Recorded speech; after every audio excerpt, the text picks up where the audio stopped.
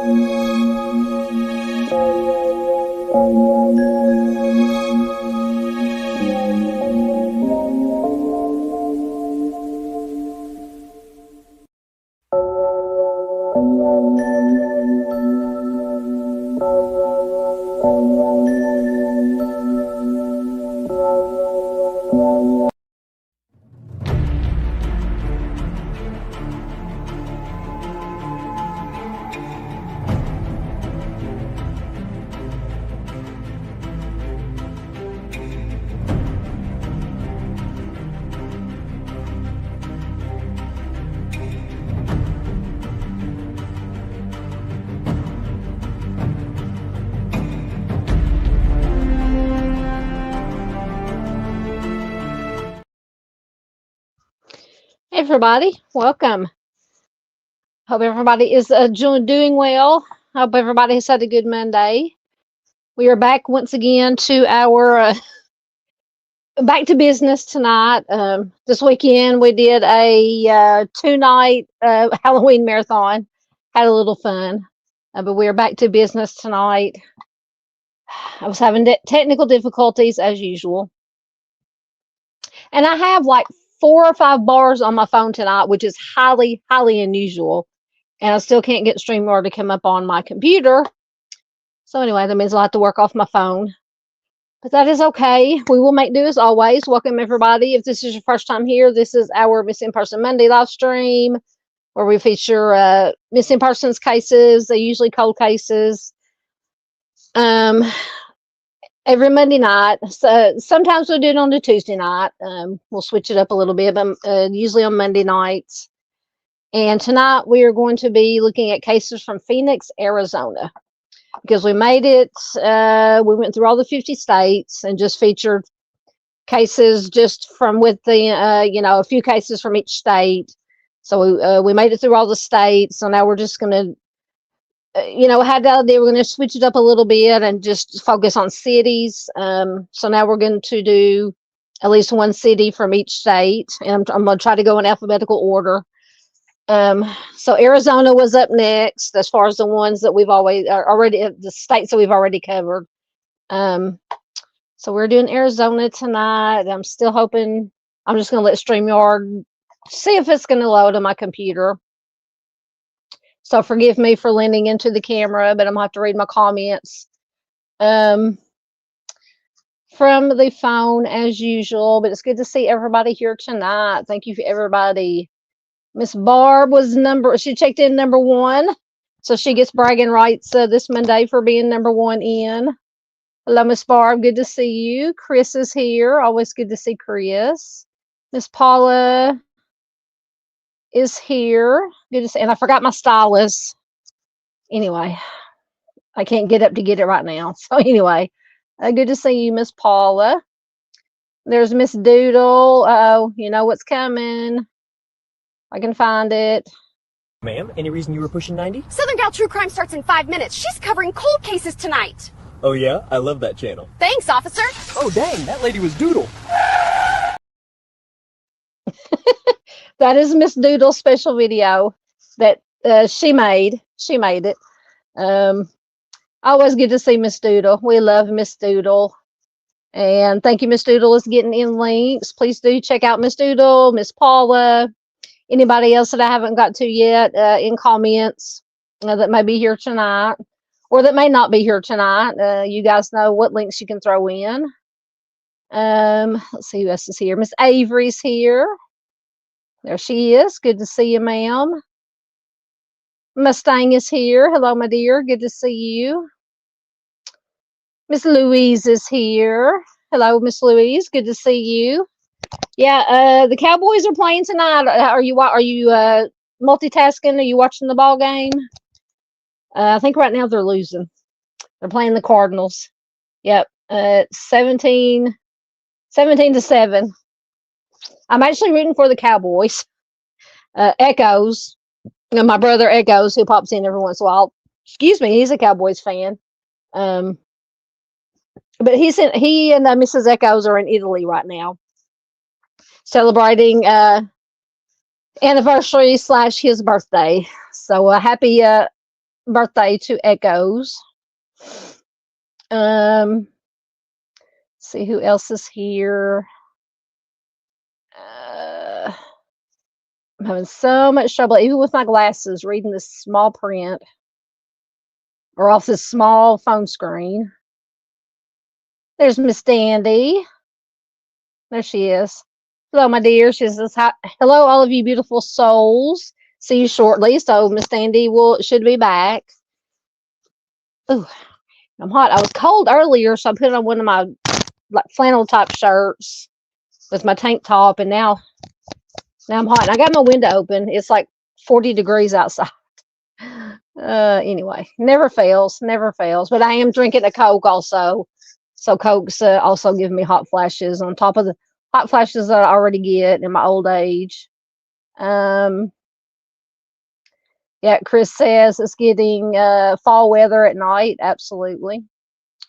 Thank you, Miss Doodle, once again.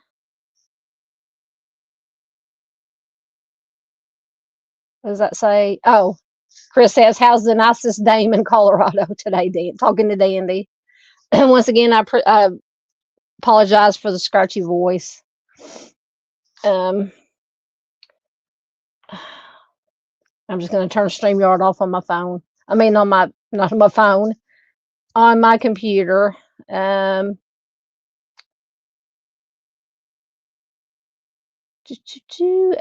you, Mustang, for putting Doodle's link in. My arm's getting tired. I have to switch arms. There's Butterfly Kisses. Good to see you.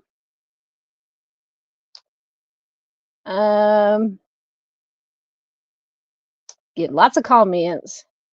Hey, Julian. Good to see you. Always good to see Julian. Welcome. Just don't want to miss anybody. Oop. Don't want to put anybody in timeout when I'm scrolling through here. Chris says he is cheering for the Brigham, is it Brigham Young, BYU Cougars? Is that, what sport is that? I'm not familiar with I know Brigham Young. I don't know if that's what you're talking about. Is that football, baseball, basketball? Anyway. I think it's halftime on the Dallas game right now. Let's see who else is here. Yes, absolutely. Thank you. Miss Doodle says, please do all the things. Mustang says it's 57 where she's at. Well, I don't, yeah, because she's in northern Arkansas, northwest. I'm in central Arkansas. It may not, it's supposed to get down to 40 degrees, I think, at some point tonight here in Arkansas. I don't know if it's made it yet. But once again, when I had the window open earlier, there was a nice little cool, almost chilly breeze coming through. And as soon as I sit down to do this and open the window, the breeze completely goes away. Hey,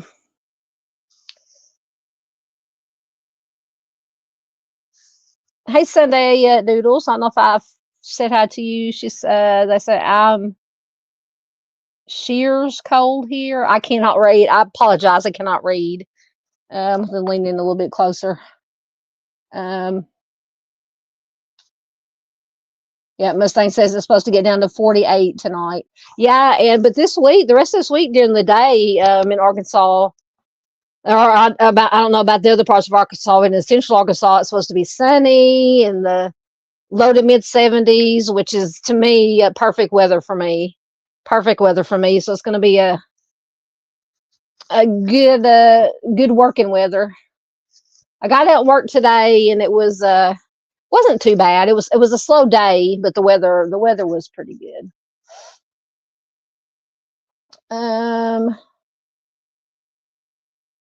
Let's see. There's Junior. Hello, friend. How are you doing? It's always good to see Junior. Thank you. Chris says he likes my plaid shirt. I know. In the wintertime, because except for a few exceptions during the wintertime, maybe a couple of times during the winter here in Arkansas, we'll get it where it'll get like really, really cold, where we have to have like a heavy jacket or something. But most of the time during the winter, I can get by with wearing like a t-shirt, and I got a lot of flannel shirts, plaid shirts. Throwback to my grunge days from the 90s, and something just fell. I don't know what it was. Anyway, my grunge phase in the 80s, but I still love flannel. So yeah, thank you. Yeah, I like this shirt. I can't even remember where I got it from. Probably off the clearance rack at Wally World. Thank you, Mustang says great Halloween lives. I know, I really enjoyed. They were marathon too. Really enjoyed it. We talked about some the haunted true crime locations, and we ended up having to split it up in 2 nights. I intended to do it just on Friday night. I think I had 10 of them, but by about 4.5 hours in on Friday night, we were like, well, I was getting tired. My voice was going. I needed a potty break, and it was getting late. So we're like, we'll just end it here and we'll finish it. So we ended up finished it Saturday night. And I think Saturday night was about 3 hours or so.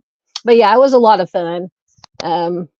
We like doing some fun stuff every once in a while here at the channel. But like I said, we're back to business here tonight with our with the sharing our missing persons. But I appreciate everybody who hung in either one or both of the marathon nights this weekend for the Halloween party. So if you didn't catch it live, feel free to watch it. You may have to watch it in increments, 30 minutes or an hour here and there. But we had lots of fun and learned about lots of haunted true crime locations, the histories behind a lot of the places. And I find that fascinating. So I hope you guys did too. Let's see. There's Miss Z. Hello, ma'am.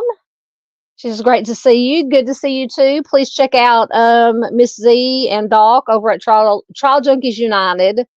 I got to get over there and be replay crew and get caught up on your lives. But they do great work over there. And I think, don't you usually go live on Thursday nights and Sunday nights, I believe, if I'm correct? You can please absolutely correct me if I'm wrong. Thank you, Miss Paula. Dandy says, I went to bed decently early all weekend. We had a double homicide about half a mile away on Halloween. That is horrible. Speaking of, we actually, in my little tiny town of less than 2,000 people, we had a homicide here Saturday night. First homicide we've had here in, I can't remember when. So it was very shocking. My mom actually was the one that told me about it. She heard it. She works at the nursing home in the town that we live in, and that this homicide happened in. So she heard about it at work Sunday, because it happens sometimes late Saturday night, early Sunday morning. So very shocking. And she actually, and of course, I'm not going to give any names, but she actually knows, and I think used to work with the offender's dad. So, I mean, of course, in a small town like this, our little village, everybody, if you don't know them personally, you at least know of people. But yeah, the offender's dad is very well known to us. So it's just very shocking, very sad all the way around. But yeah, so, and we were just talking the other night about how, I can't remember which live stream it was in, about how, in small towns like I live in, it's very, very rare to have anything other than, a drunk here or there, somebody speeding, somebody getting stupid and running from the popo, and, small town redneck stuff, if you know what I mean. But yeah, so this is big, big news. I mean, but there hasn't really been anything on the local news, hasn't picked up on it. But yeah, around here, it's very, very shocking. So we'll see. We'll see what happens. We'll see what happens. And the rumor is, of course, it's just a rumor, that it was over a woman and possibly substances involved. So, but we'll see. We'll see if when information comes out. But yeah, it's just, I was shocked when she told me that. I was like, oh, and especially when she told me some of the people that were involved, or who some of the people that were involved are kin to, know them very well. So just thoughts and prayers to absolutely to the victim's family, and like I said, to the offender's family, because the offenders' families most of the time don't have anything, can't control what their family member does, so you always have to feel and have respect for the offenders' families also, as long as they didn't cooperate in any way or trying to hide anything, which I don't think this person's that we know, the dad of the offender, most likely would not do anything like that. Anyway, let's see.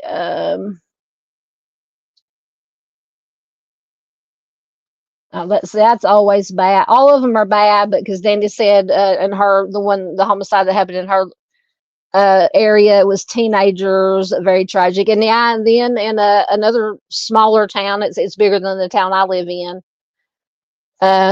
It's down south of us, here in central Arkansas. They had a shooting at a park, most likely teenagers involved. You know how it is when teenagers get together and then things happen. And so we had that going on. I think that happened. I can't remember exactly what happened, when that happened. Maybe Saturday night, Saturday or Sunday. But yeah, just lots of stuff going on. It's just so sad.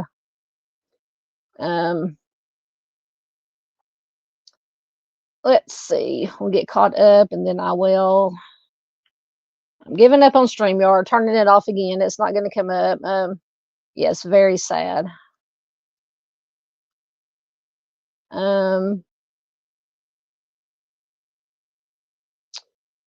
Let's see. Hey, Julie's Guitar. Good to see you, my dear. Welcome.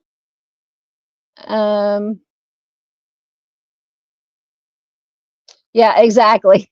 Texas may be a lot like Arkansas. Ms. Z says, "What's fall weather? Since moving to Texas, I miss fall." Yeah, usually, here in Arkansas, we go from either the summers are scorching hot, and then winters. Winters are finicky. You never know if it's going to be, cold for us Southerners. Now sometimes, every once in a while, we will get ice or snow, and we'll have a really, really cold snap for a week or so. But yeah, we don't get the fall. the nice fall weather, the in between, or spring. Which spring is probably my favorite, spring and fall, if we would get them, especially spring, because the temperatures, like I said, are just right for me. I like it about mid 70s, no humidity, some sunshine. Doesn't last long, if maybe, but we'll take what we can get. If we get a day or two at least, I'm happy. Dandy said, "Oh yeah." Dandy says the suspects in her area for the homicide she was talking about are still on the loose. Yeah, the offender of the homicide that happened in my town, he did run, but I mean, a small town as I live in, it did not take them very long to catch him, and I think actually the woman in question, that maybe these two men or boy, I don't know how. The involved parties were, the victim or the offender. Uh, Supposedly, the woman in the middle was helping, maybe trying to help the offender get away or hide. So I don't know if she got arrested too for whatever or what. But yeah, it's just a crazy, crazy deal.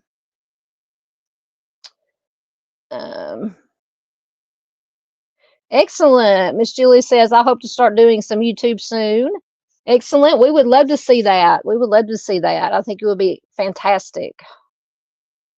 Let's see. Once again, I got to get a little bit closer. Yeah, Northwest. I always get confused about whether Mustang is in Northwest or Northeast Arkansas. I should know by now. Doodle Sunday says they're the typo expert. Yeah. Darn autocorrect. Dandy's always saying the autocorrect gets her. Gets me too. Mustang that says the 60s are the perfect for her. Yeah, I can handle some 60s. Absolutely. Welcome. I'm going to try to pronounce this right. Mother of Papillions. New name. Welcome. Thanks for joining us. Says it was 90 here in Phoenix today. Wow. But it's a dry heat. Do you hate when they say that? Because I've been taking a trip this summer. We had to go to Arizona to pick up my nephew. He was spending some time with his grandma in Payson, and it was hot. It was a dry heat, but it was hot. It's hot nonetheless. Whether it's humid or it's a dry heat, it is still hot. But welcome. It's good to see you here. Sorry, my sleeves keep falling down. Get caught up. Mustang says hoodie weather. I don't know. I love hoodies, but it's got to be really, really cold. Like I said, the older I get, I stay hot no matter how cold it is outside. It has to get really, really hot for me to put a hoodie on.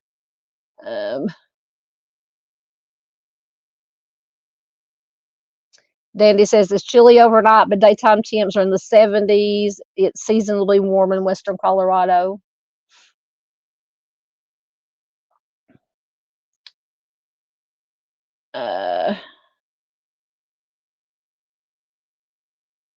Getting caught up, and we will get started. Chris says he thinks he knows who Mother Papillion is. I hope I'm pronouncing that right. Okay, Miss Z says they are on Thursdays and Sundays at 8 p.m. Central Time. Yep. See, mine are kind of crazy. I said, most of the time our missing person Monday is on Mondays. Sometimes I'll switch it to Tuesday if something's going on. And then about every other Friday, I'll do a live stream. And then sometimes on Thursdays, I may do a live stream, which I may do one this Thursday. Trying to decide. I don't know. I've got a lot of things saved up in my browser about some updates on some missing person cold cases, some updates on some, and now some are being re-looked at and trying to awareness I can't talk as usual. Trying to bring them to the forefront in the media again because they're hitting anniversaries like 10 years missing, 12 years missing, 20 years missing. So I have a lot of those saved up in my browser.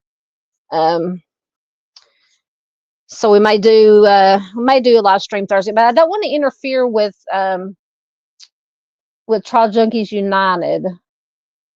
So you start at 8 Central. So I may start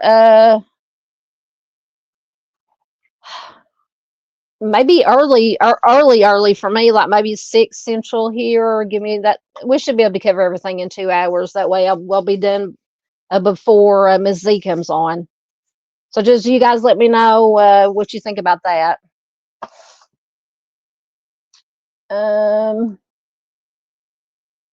Let's see. Ms. Z says that is so sad. I understand. I used to live in a small town. I know. Yeah, it's shocking. And I remember the last homicide that happened here. It was substance related. It doesn't make it any any the less sad, but it's been years and years and years ago when that happened. I mean, years and years and years. So yeah, it was a big shock, to say the least. I don't know who, are you talking to me or somebody else? Mother says I have you on my old Facebook page. You may be talking to Chris. Okay.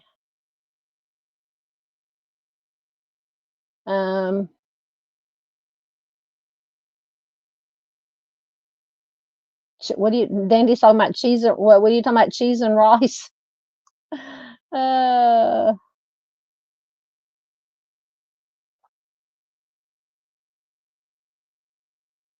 Let's see.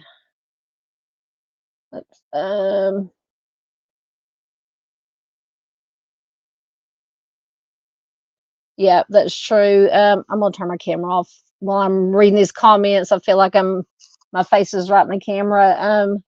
Ms. Z says it is shocking that when kids get together, firearms are involved. What happened to just fist fight? Exactly, to just fist fights. We thought that was bad enough. I know. I mean, don't want to see any kind of fighting, but I would rather see a good old fashioned fist fight that usually doesn't involve anybody losing their lives. Then immediately, and it was probably over, I'm just assuming it was teenagers, young adults, since they were gathered at a city park. Once again, I'm just assuming. They haven't really given a lot of details on the local news about who was involved, the ages, whatever. But yeah, just getting, instead of just the first thing you should do is try to talk it out reasonably, talk it through it. That doesn't work. Okay, well, maybe go to a fisticuffs, have a little fist fight and then let it settle it and let it be done. You may have some blood and some bruises, a black eye or two, but at least everybody's still alive. But it just seems like these days, these young people just go directly to extreme violence, to the firearms, or knives or whatever, but usually firearms. And it's just, I don't understand it. I don't understand it.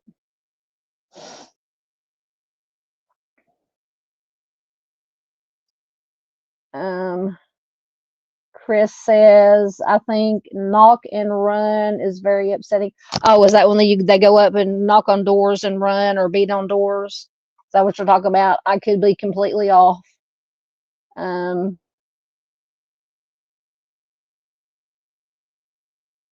Let's see. Hey, patriotism. Welcome. Make sure I'm pushing the right buttons. Patriotism has been a member for 3 months. I want the cow. You shall get the cow.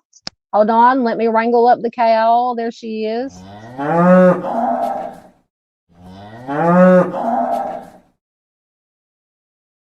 Thank you so much, Patriotism, for your continued support.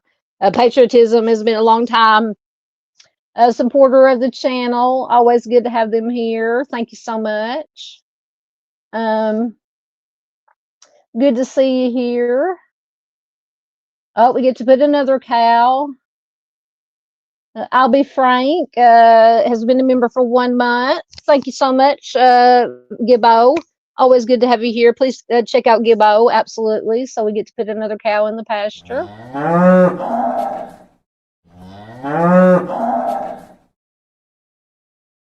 Thank you so much. I appreciate it. Thank you to all our members. Thank you to everybody. There we go. And yeah, and Gibbo said, yeah, do all the things once again. Hit the like button, share, subscribe. Let's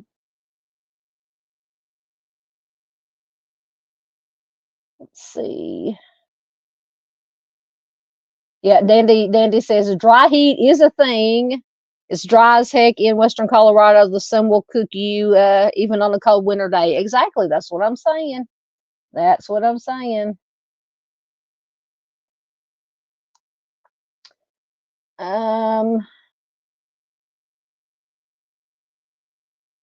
Lordy, getting caught up here. Trying to get caught up.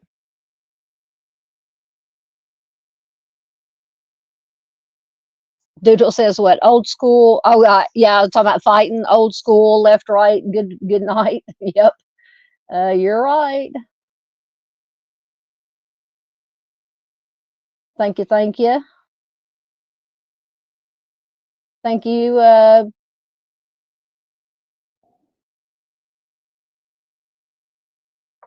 goodness. Now Chris has got to bring up Bama, asking patriotism if they're ready for Bama football this week. Oh goodness. Okay, I think I actually am caught up now. All right. So I will mark there. Get my slideshow up. Oh, I thought I already had it up. Goodness gracious. Hold on. There it is. Okay. All right, so we will get started. So I'm going to tell you right now on these, there's 6 of them, I believe. I was not able to find a whole lot of extra information. So this might not be a very long live stream, but that will give us more time to chat about other things. Just not a whole lot of information on these cases, which to me is sad. Sad for the fact because I usually look for, besides the basic information from Charlie Project, I always get on the Google machine and research and try to find, newspaper or news articles, online articles with interviews with family members, especially, or with law enforcement that have worked the case, any updates. And, it's just really sad to me that I did not find any interviews with family members for any of these. Well, I think one I did. I don't know if once again, I don't know if the article is going to load, even though I have plenty of bars on the phone tonight. I found one of the cases, I can't remember which one it is, that did have an article with the family, interview with family members. But other than that, there was nothing. But I think it's so sad. I don't know if these, some missing just don't have any family or friends that, I'm not going to say that don't care if they're missing or don't know that they're missing, or if they do know, they don't care. It's just, or just don't have any family or friends around to even worry about them or notice that they're missing or whatever the case may be. And that just breaks my heart. But anyway, please feel free to let me know in chat, or if you're watching replay, thank you so much. Please leave a comment below. So the first one we have is Dana Elaine Becker. She's been missing since July 17th, 2000 from Phoenix. She is a white female. She was 34 years old when she went missing. She'll be 59 years old as of 2025. When she went missing, she was 5'1" tall and 82 to 90 pounds. So she was very tiny. Now I don't know if she was just that skinny, but really even just being 5'1", 90 pounds, I don't know. I guess that, I don't know. I don't know if maybe she was malnourished or if that was just very, very tiny, what they call it, small boned. I don't know. But anyway, she had blonde hair, green hazel eyes. It says that she does dye her hair blonde. It is naturally brown. She has a C-section scar on her abdomen, a scar under her chin, and a deep scar on or just below her right knee. She does wear glasses. Her ears are pierced. It says that she may use the alias last names Griffin, Harcourt, Mays, or Thompson. No clothing description. It does say she wears a silver pinky ring, and it says she does need medication for unspecified reasons. So Dana was last seen by friends on July 17th, 2000 in the vicinity of North 67th Avenue and Indian School Road in Phoenix. She told her grandmother she was going to the store. She never returned home. She's never been seen or heard from again after that. It said that she had lived in Texas for about 18 years prior to her disappearance. And actually, she was visiting relatives in Phoenix when she went missing. She was not familiar with the area.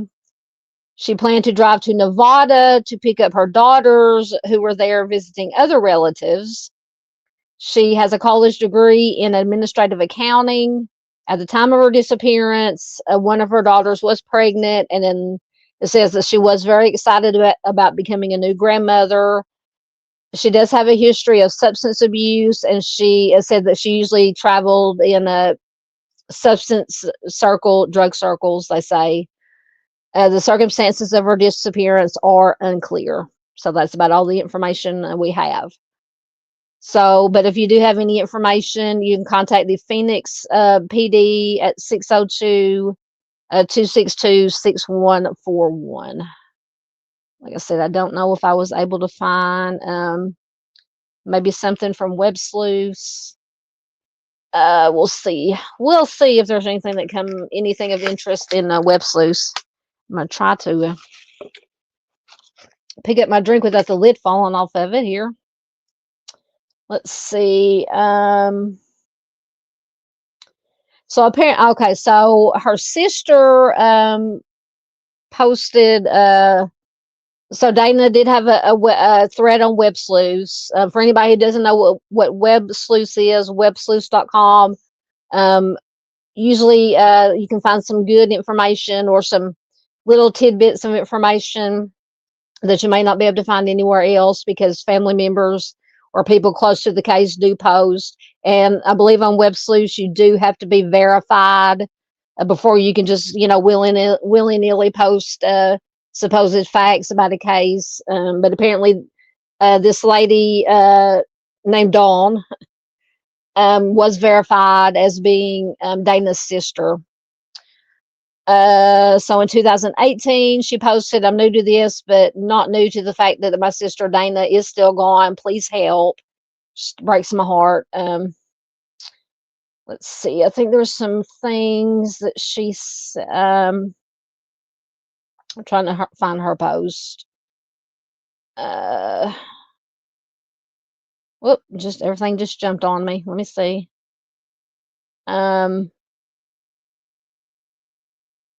Says foul play is suspected.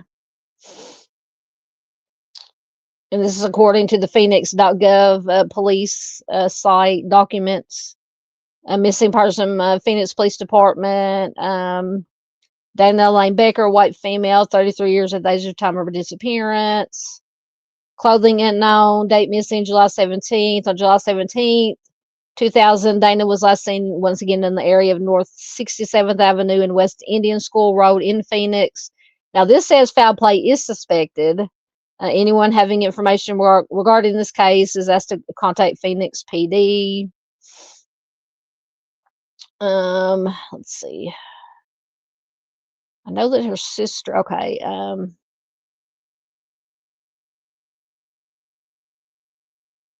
Okay, so someone had asked, to echo some of the other questions, did Dana have a car or did she tend to travel by public transportation? And her sister says, no, a lady and the guy was a lady. Maybe she was picked up by a lady and a guy, a male and a female. So the male was the driver, according to a detective that she talked to. Detective told me he said he never met her. So they left it alone. I guess meaning the police didn't look at anything regarding that aspect. And the sister says something is not right. Trying to make sure I didn't miss the other questions that was a follow-up on. Okay, I did miss something. It says, thank you for asking. Dana had no car. She was picked up by someone that we know nothing about.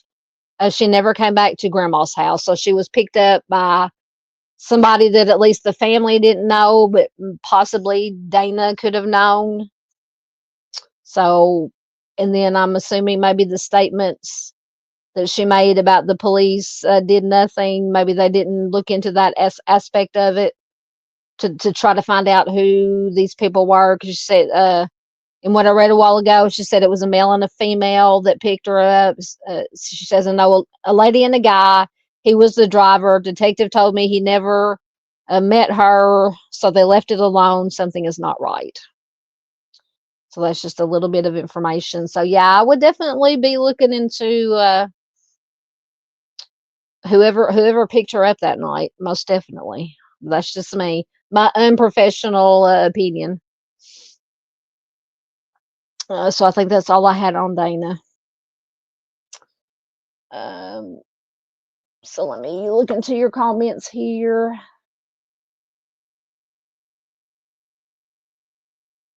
Let's see. I can find where I left off.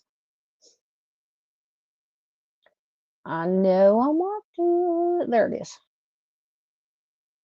All right.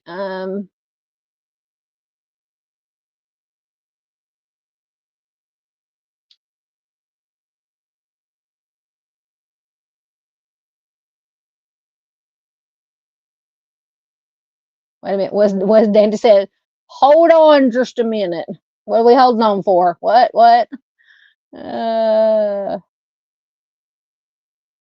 Once again, I'm about to switch arms. This one's getting tired. Left, right, good night. Student said earlier.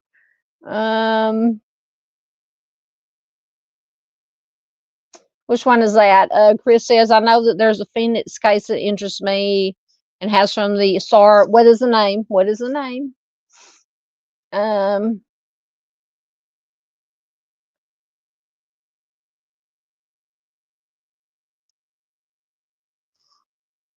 Miss Avery says she had to fold laundry. Welcome back. Welcome back. Okay, so Dan, I was talking about her. Dana was 5'1" and 90 pounds. So Dandy says she's 4'11". That's very thin in my opinion. I'm not gonna ask how much you weigh, Dandy, but probably not very much. But yeah, to me that seemed a little odd. I mean, even just being 5'1" and only being 90 pounds. Because I mean, I'm 5'3". Of course, I'm a fat girl, so. But yeah, being 5'1" and weighing 100 pounds. Of course, because it is alleged that she was into, did illegal substances, that could have something to do with it. That's just my opinion. Could have something to do with it.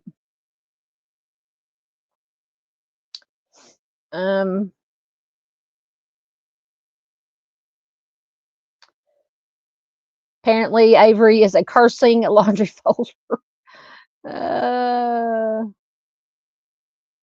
Yep. Miss Avery says that is awfully thin. Junior says, my grandma would say I'm 5 foot barefoot. Okay.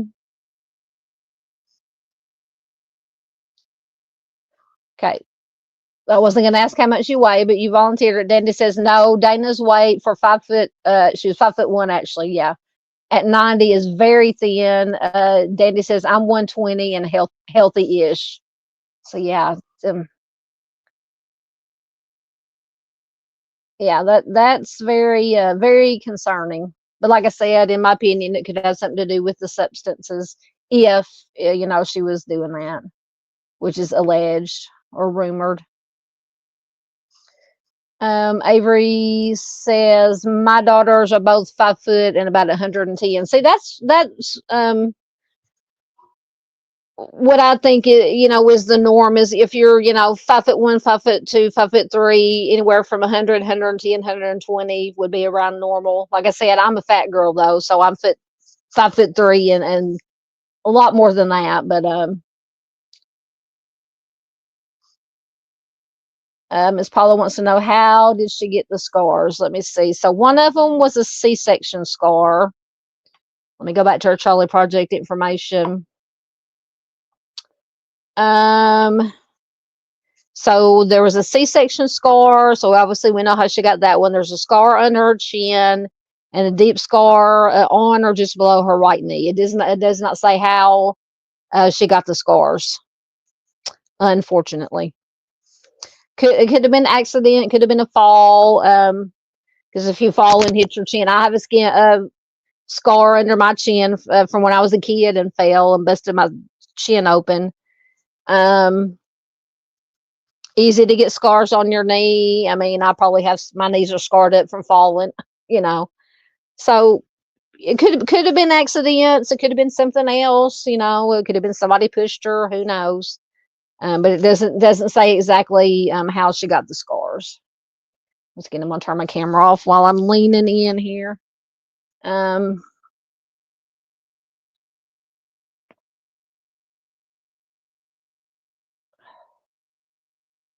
Dandy says Arizona has a crazy amount of missing. Yeah, it does, because there were a couple of cities I was going to choose from. Well, I went on Google and just Googled what city in Arizona has the most missing persons, and Phoenix came up. And I think actually it said Phoenix is in like the top 5 of the United States as far as the number of missing that they have. But Phoenix is a very large city, so yeah, there I had Phoenix, and once again, I can't remember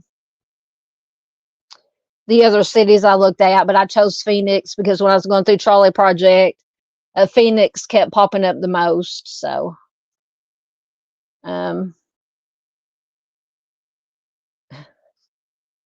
did you miss the cow? Miss Avery says she's looking everywhere. Or did you hear the cow? She says she's looking everywhere for the cow, for a cow. Miss Thane says she's 5'2".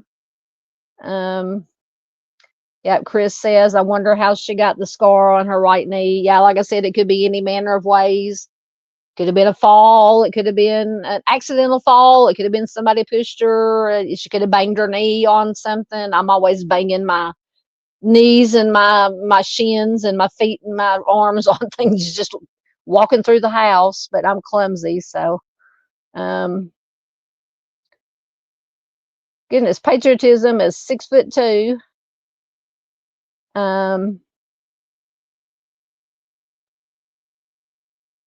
Avery says she's 5'5", average, I think. Patriotism says I'm slim. Yeah, Dandy says I didn't catch that she had substance abuse issues. That makes sense. Yeah, at least according to the Charlie Project, it says she has a history of substance abuse, a certain kind of substance. And she has said that she usually traveled in substance type circles. I don't like to use the D word. YouTube doesn't like the D word, so I use substance. But as far as what she liked to use, let's just say she liked to crack stuff. I'm just going to put it that way. Not making fun, just trying to get across the types of substance that she used without YouTube going crazy. Yeah, Avery says substances will do it as far as weight. Oh, yeah. Chris says the case from Phoenix that interests him is Daniel Robinson. Absolutely. We're going to have to do something on Daniel Robinson. Yeah, he's the one that disappeared out in the desert. He was out on some kind of job, and I believe he was wanting to be like a geologist, someone who studies rocks, but he's working for some company that was out somewhere in the desert or somewhere. No, maybe not the desert, but out in the middle of nowhere doing something. And there's been all different rumors and stories about what happened. They did find his vehicle wrecked, but then they said when they got to looking at that didn't look right. And they got to looking at the miles, and it's a whole, we'll have to do a whole live stream on that case one night.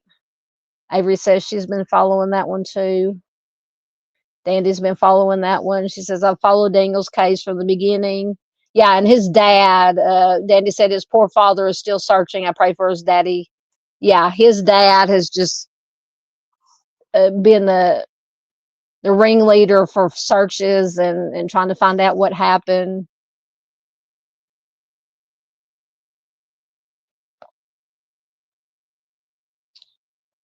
Mustang says, I hope you don't mind me putting this up here.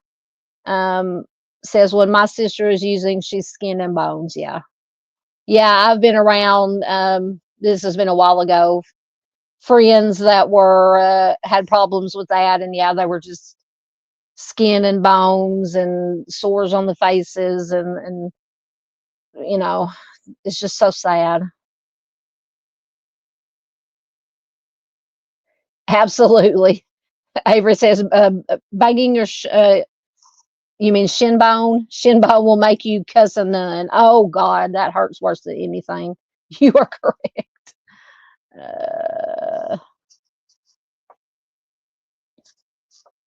Dandy says, in her opinion, New Mexico, Texas, Arizona, Cali, cartel territory. I agree. All right, I think I'm caught up. All right. So I'll mark there. All right, so that was Miss Dana. So next we have, and I can't read it off my slide. Let me get the, this should be Charles Edward Bretzman. Oh, don't want to do that. Once again, hitting the wrong buttons. Make sure I'm on the right one. Come on. Yeah. So this is Charles Edward Bretzman. He has been missing since October 2nd of 2007 from Phoenix. He is a white male. He was 62 years old when he went missing. He'll be 80 years old as of 2025.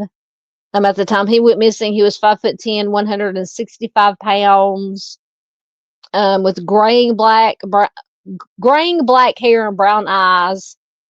He wears wire-framed eyeglasses for reading, and I can't tell if he has glasses on in that picture. There's only one picture on the Charlie Project, and I did search for different pictures of him on Google. That's the only one that came up.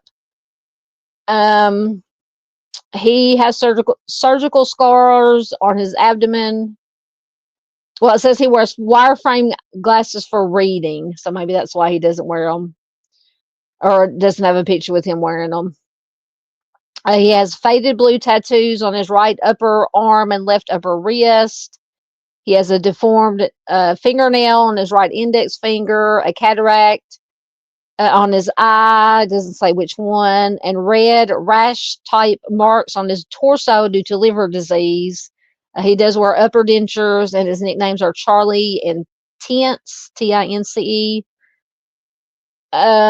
Less known to be wearing a brown and blue checkered flannel shirt with a quilted lining, a t-shirt, a size 31 by 31 blue jeans, a baseball cap, size 10 white Reebok sneakers. And it says an old Russian tank commander watch with a picture of a tank on the face with a flex band. It says he has basal cell carcinoma, which is a slow-growing form of skin cancer. And this is behind his ears and on his scalp. He also has a history of liver disease, may be in need of medication. So Charles was last seen at approximately 10:30 a.m. on October 2nd, 2007 at his residence in the vicinity of 7th Street and Union Hills in Phoenix. He allegedly went camping in the Bradshaw Mountains, Turkey Creek area in, I don't know if I'm going to pronounce this right, Yavapai, Yavapai. Anybody in that area, if I'm pronouncing it wrong, please tell me. Arizona, he has never been heard from again. He was carrying a pocket knife and a large blue tarp at the time of his disappearance. His vehicle, which is a black 1990 Jeep Wrangler, with chrome bumpers, a chrome grille, a bikini top, no windows, a lift kit, a 2-inch metal grasshopper on the dash, and the Arizona plate 212 RMZ did disappear with him. But I think I have information that they did, maybe a year later, they did find the vehicle, but they have not found him. It was found abandoned. Oh, so it does. So it was found abandoned between Minnehaha and Wagner, Arizona in April of 2008. So he went missing in October 2007. So the Jeep was found in April of 2008. The circumstances of his disappearance are unclear. It does remain unsolved. So if you do have any information, you can contact the Yavapai. Once again, I don't know if I'm pronouncing it right. County Sheriff's Department at 928-771-3100. I think maybe that information,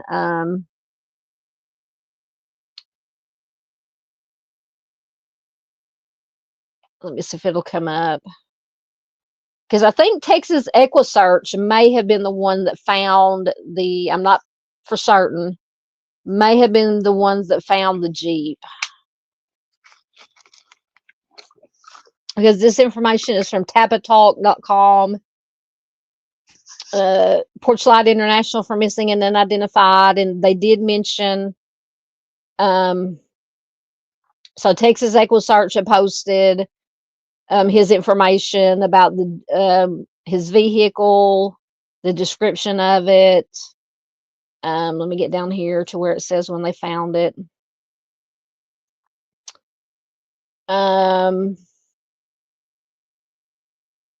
So somebody posted in April of 2008, I received your email today after going through several members of staff. Sorry for the delay. Mr. Bretzman's vehicle has been found. He has not been located. I currently have Texas EquiSearch working with me to attempt to locate Mr. Bretzman. So I don't know if Texas EquiSearch is the one that found the vehicle, but maybe after the vehicle was found, they brought in Texas EquiSearch maybe to try to find. I'm going to wonder if the vehicle was found in or around water. So maybe they brought in Texas EquiSearch to search any bodies of water near where the vehicle was found to see if they could find Mr. Bretzman. There was something else.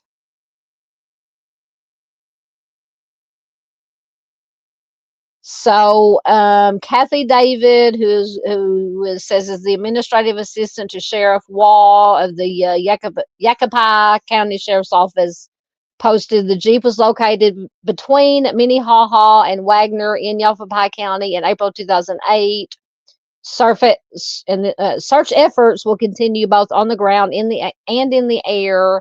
The area is extremely rugged country, which complicates things. So it is entirely possible that this was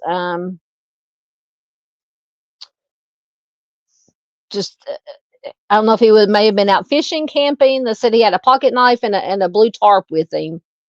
Or maybe he was hiking, going to go hiking. I mean, I don't know anything about that area, but it's entirely possible that it was an accidental, something happened, being as they found the Jeep.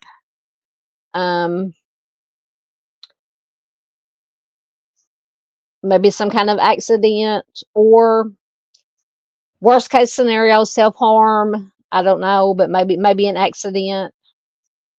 But with so little information to go on, it's just really hard to say for sure. Of course, we can't say for sure, obviously, because we don't know, but we can just make deductions just from the information. So I think that is all I had on him. But absolutely, as always, very, very sad. Seemingly once again that vanished into thin air. But my guess is, if there's any bodies of water around there, they said it's rugged terrain. There could be some drop offs, some crevices that maybe it was an accident and he's just down in either water somewhere or in a crevice or something. If that's the case, and just has not been found yet, his remains have not been found yet. But that's just my unprofessional opinion. All right, let me check your comments again.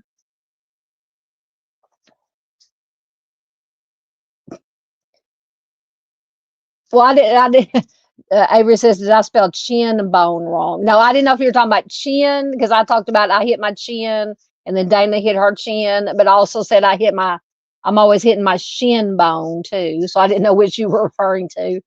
But yeah, either one hurts. If you hit your chin or your shin, it is very painful. Absolutely. Dandy says addicts are still loved. Absolutely. No shame in that. They deserve to be found no matter what. Absolutely. My youngest was an addict recently, but has since recovered her life. Bless you, bless you, bless you. Yep, yep, yeah. We feature. Yeah, I will feature anybody. Doesn't matter what they have going on in their life. We all have problems at one time or another, to some degree. Absolutely no shame. Everybody deserves to be found. You are correct, and I agree 100% with you. Yep. Come on. There we go. Yep. He looks like a nice fit. That's he has such a nice face, Mr. Bretzman there. Me too, Dandy. Dandy says it pees me off that street workers and addicts, excuse me, are pushed to the back. They are still people and have loved ones that need answers. You are correct. You are correct.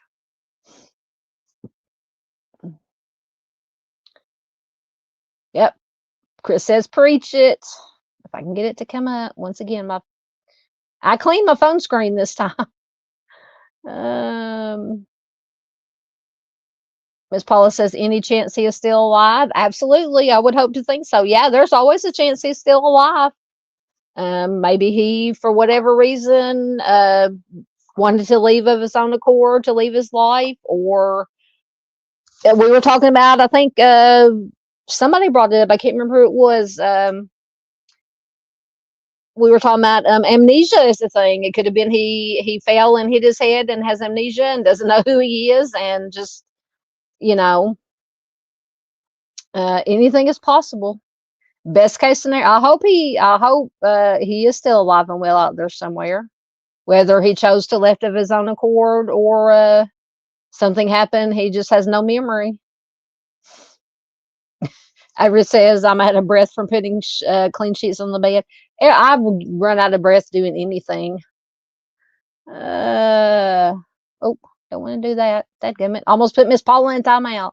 Don't want to do that. Okay. So I'll mark right there. Let's see who we have next. This should be Ureli Barajas. And this is a family abduction. Not a lot of information, but I wanted to include it. Absolutely. So this is Ureli Marlem Barajas, or Baraja. I hope I'm pronouncing that right. She has been missing since August 11th, 2009 from Phoenix. So this is, like I said, considered it is a family abduction. She is an Hispanic female. She was just 12 years old when she disappeared or was abducted. She'll be 28 years old as of 2025. When she went missing, she was 5 feet to 5'5", 105 to 120 pounds. So we're talking about the weight. So to me, that seems about average, normal. She has black hair and brown eyes. She has scars on her right hand. Her ears are pierced. No known, doesn't give any known clothing, last known clothing description. So Ureli disappeared from Phoenix on August 11th, 2009. Authorities believe that she was abducted by her aunt, Maria Barajas, and her aunt's husband, Jonathan Javier Hernandez Guerrero, who do not have custody of her. So a photo of Hernandez Guerrero, I believe that is so you have the bigger picture of Ureli on the slide, and then in the bottom left-hand corner, that is Hernandez Guerrero, the aunt's, the uncle. That is him. His date of birth was September 6, 1982, making him 26 years old at the time of Ureli's disappearance. He is a Hispanic, 5'7", 200 pounds, with black hair and brown eyes. It says photos and descriptions of the Aunt Maria are unavailable. It says they may be in Mexico or Canada and may be traveling with Maria's, which is the aunt's, 2 children. Ureli's whereabouts are unknown. Her case remains unsolved. So if you have any information, you can call the Phoenix PD at 602-262-6151. I don't think that was all the information that we have on Ureli. So she could be in Mexico, she could be in Canada, she could honestly be anywhere, unfortunately. So this has been 16 years. Oh, and the smaller picture in the bottom right is an age progression of Ureli to 23 years old. So, just sad. And it doesn't say who, I'm assuming I don't know if her parents had custody of her. It just said that the aunt and the uncle who abducted her did not have custody of her. So I don't know what the story is behind that, but let's hope she is alive out there somewhere and that she can be brought home to her parents or to whoever had I almost said had control of her, had custody of her when she was taken by the aunt and the uncle.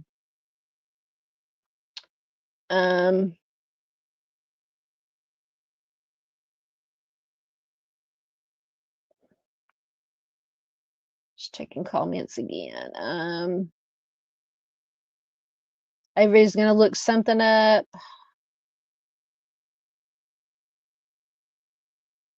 So just as an aside, so Avery was folding sheets. Were you folding or no? Were you putting sheets on the bed or folding sheets? How do you do with folding fitted sheets? I used to fight. My idea used to be folding a fitted sheet was to roll it up in a ball and just throw it, put it in the linen closet. I did not learn to fold a fitted sheet till I was doing home health caregiving, and I worked for actually more than one of my clients. Their daughters were nurses, so you know how nurses are about folding sheets and making beds. And they actually taught me how to fold a fitted sheet, so I can now fold a fitted sheet. So I'm proud of myself for that. Anyway, it was an accomplishment. Anyway, I digress. So those squirrel moments, I get distracted. Yeah,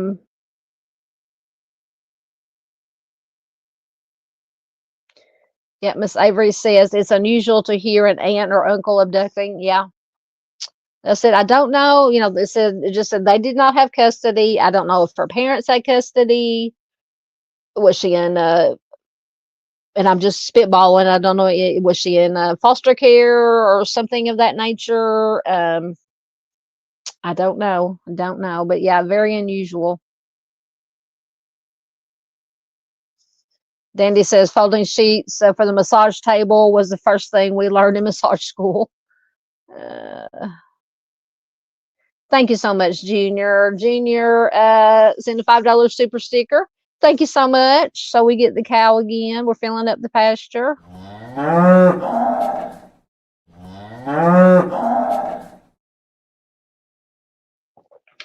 Thank you so much, my friend. Appreciate it very much. Feel like I'm moving the phone around, the camera around when I'm. Chris says, I found something more recently on Ureli's case. What did you find? Any updates or anything? If you sent me anything, I can't check it right now on my phone because I do it on my phone and it might throw me out of the StreamYard. I will check it and I'll post it on my community tab when we get done. But thank you, Chris. That's a good question. Ms. Paula said, I was wondering what was the aunt and the uncle too. What was the aunt's motive? That is the question. That is the question. Because once again, with the limited information, it doesn't say who actually had custody of Ureli, whether it was her parents, other members of the family, was she in the foster care system, you know, what the deal was. And I'm hoping, and once again, I'm just going down a rabbit hole speculating, but hoping it's not some kind of possible trafficking situation. I hope to God not. I don't know. Or maybe just once again going down a rabbit hole, speculating, was it a case of whoever had custody of Ureli, because she's only 12 years old, whether it be the parents or whoever, was something bad going on and the aunt and uncle thought they were doing something good by kidnapping her and taking her out of the situation. Now, I'm not saying obviously that's what happened, but I mean, there's just, I don't know. Like I said, let's just hope she's out there safe somewhere. Absolutely. Dandy says, Moo Cow, thank you for supporting the channel. Yep, I checked it, Chris. Like I said, I can't actually bring it up right now because I have to do it through my phone and it would mess everything up. Avery says both. I put on a clean set on the bed, but also folded some too. Avery says only witches can fold a fitted sheet into a square, right? Hey, I can do a pretty good job, and I'm not a witch. I'm not saying it's perfect, but it's better than it was. Oh, Miss Barbara. Miss Barbara sent $4.99. Thank you so much, ma'am. So kind of you. Filling up the pasture. There's Miss Barbara's.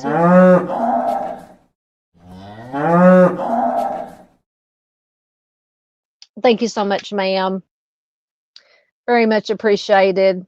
Everything for anybody who hasn't heard it before.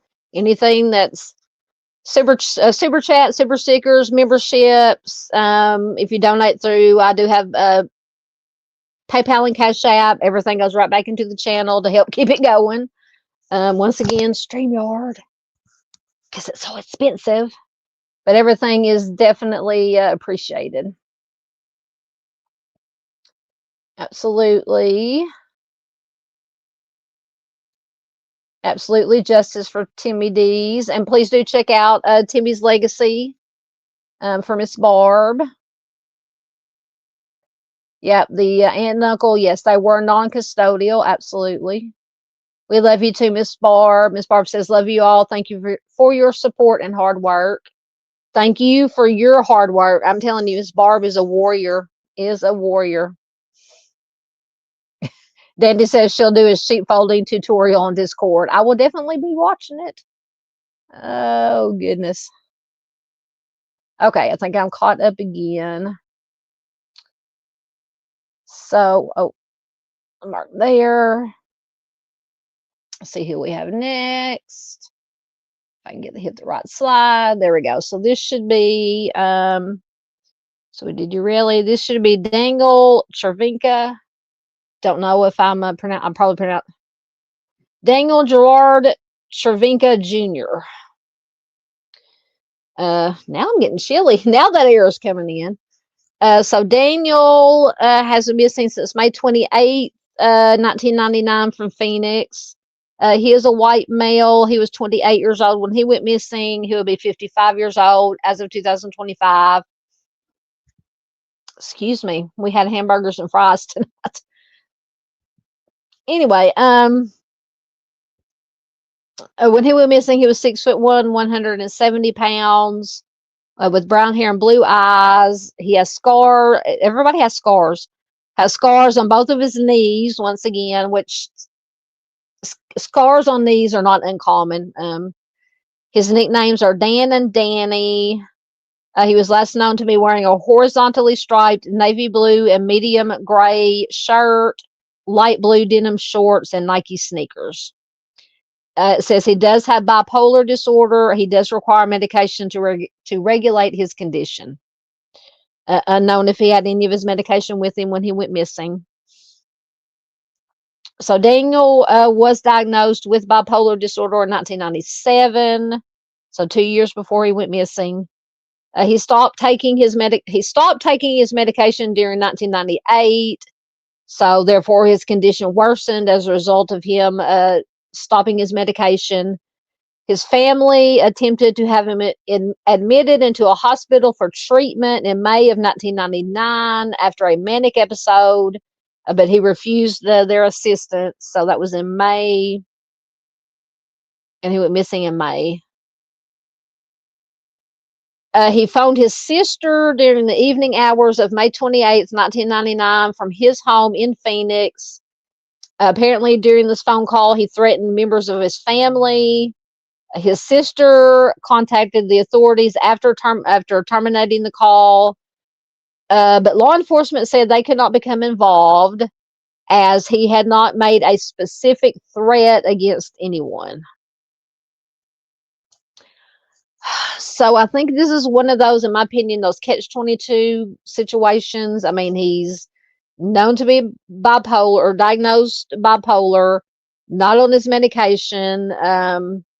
He made this phone call threatening members. I don't know if you could do, what is it called? An involuntary hold that you can do for how many, 72 hours. I don't know. Did that not qualify for, and once again, I'm not a professional when it comes to that either. I don't know. Maybe that didn't meet the criteria to do a involuntary hold. So it says that he apparently made several more phone calls, then departed from his residence that night. After that he has never been seen or heard from again. Authorities did search his apartment 11 days after his disappearance. They found an open notebook on the table along with a glass of soda and a Bible, but there was no sign of Daniel. A message was on his answering machine from a man who found Daniel's wallet on a road leading into the Four Peaks Wilderness area, which is an hour north of Phoenix. So that's worrisome. The man located the wallet on May 29th, the day after Daniel vanished.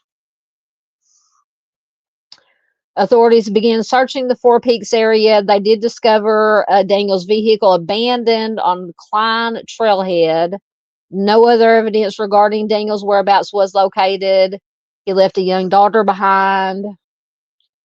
It is unclear why Daniel chose to go to the Four Peaks area.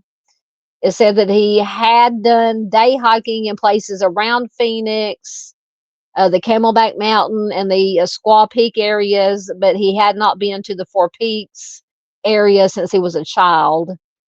He was studying astrophysics and philosophy at the time of his disappearance.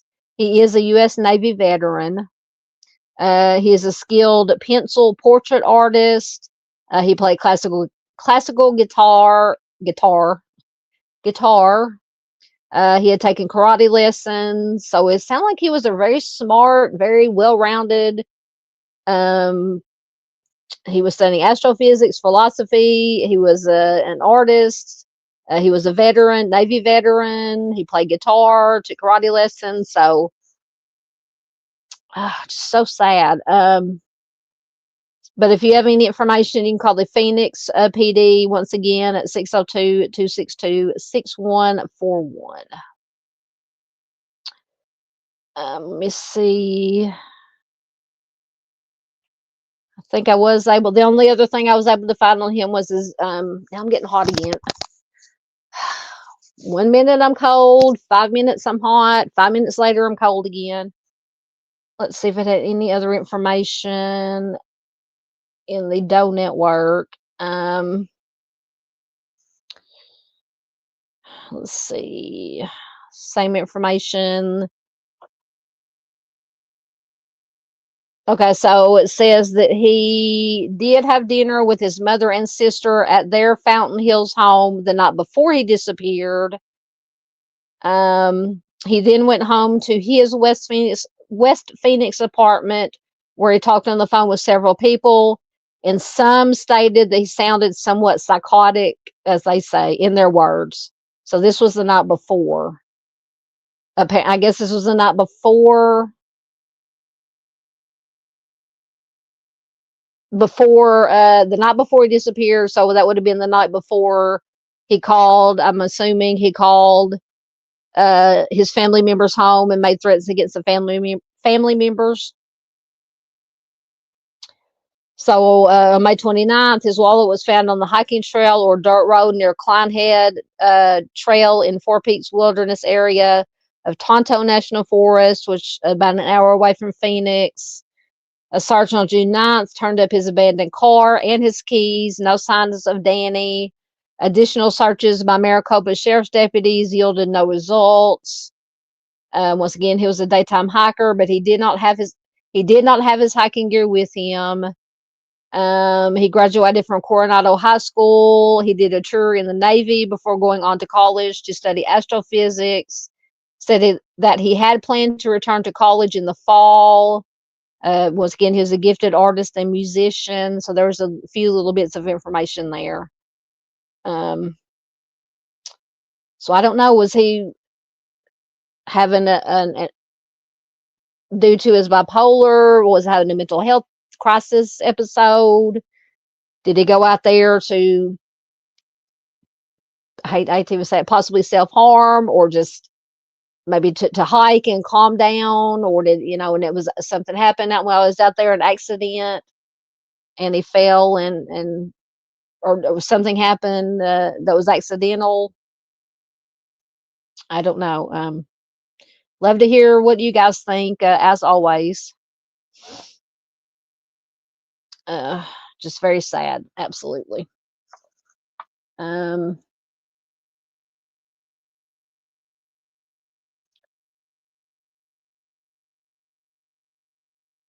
Thank y'all for the green heart. Hey, JP, there's our friend JP. How are you doing, my friend? Good to see you. See, I feel like I'm I don't know which way to lean to get in the camera here. Good to see you. Please check out JP and his music.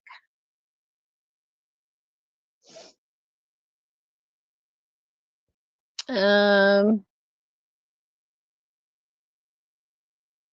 had what? JP says he had London. Oh, I thought it said Braille. London broil. Okay. He had London broil. Yeah, we had burgers and homemade fries. Very good.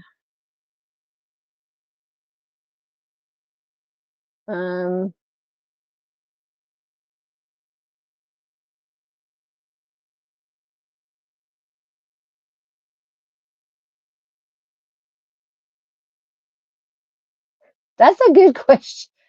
Junior says, do they have a top sheet that's fitted at the foot of the bed? Do you have problems with the top sheet? I don't even use a top sheet. I use a bottom sheet, and then depending on what time of year it is, well, I use the same blanket year round. just like a light blanket. Now, if it gets really, really, really cold, I'll bring my comforter out. I have a surprise, a Chicago Bears comforter.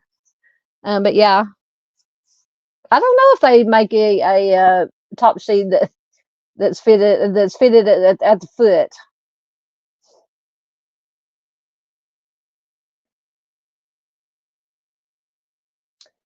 Let's see.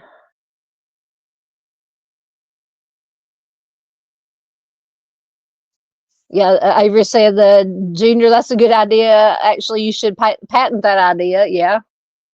I've just never been able to, I don't know. Once again, I don't know. I feel too weighted down and smothered if I have too much on top of me when I'm sleeping. Thank you, everybody. Thank you very much. There's JP's link.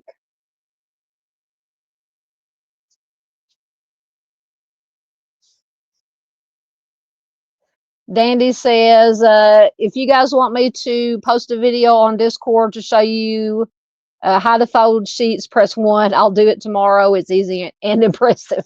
I'll definitely watch it if I can figure out how to get back on Discord again. That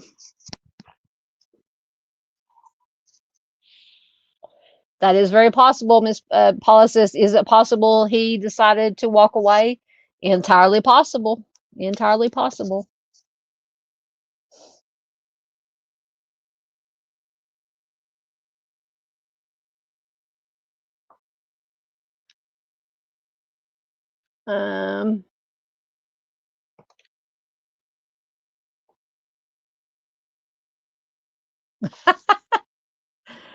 Oh, Miss Avery says, I feel you. I had a hot flash in Walmart yesterday and crawled into the freezer. No shit's given. I'm telling you, I would do that because I worked at Wally World for 15 years. And actually, I did work in the meat department at one time. And we had those big, we had the freezer. And then in the meat department, we had just like it'd be like a refrigerator temperature.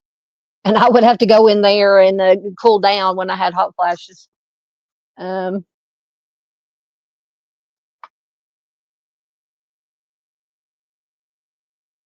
See, I do that too. Avery says when she has hot flashes, she gets sick to her stomach, dizzy, and feels like, yeah, see, I have those too. I'll just get a little bit dizzy, a little bit sick to my stomach. Yeah, I do that too. I can relate. It's not a. Ms. Z says, Moo the cat says hi to everyone. Tell Moo we said hi back. I care about folding sheets. Yep, this is true. Junior says he doesn't use a top sheet because it's too hard to put on and keep it straight. Yeah. I have trouble enough keeping my bottom sheet on and my blanket straight. I toss and turn a lot at night. Okay. So I'm caught up. So we'll see who we have next. Let me get it loading. This should be Michelle Rose Bernstein-Schultz. Let me get a quick drink.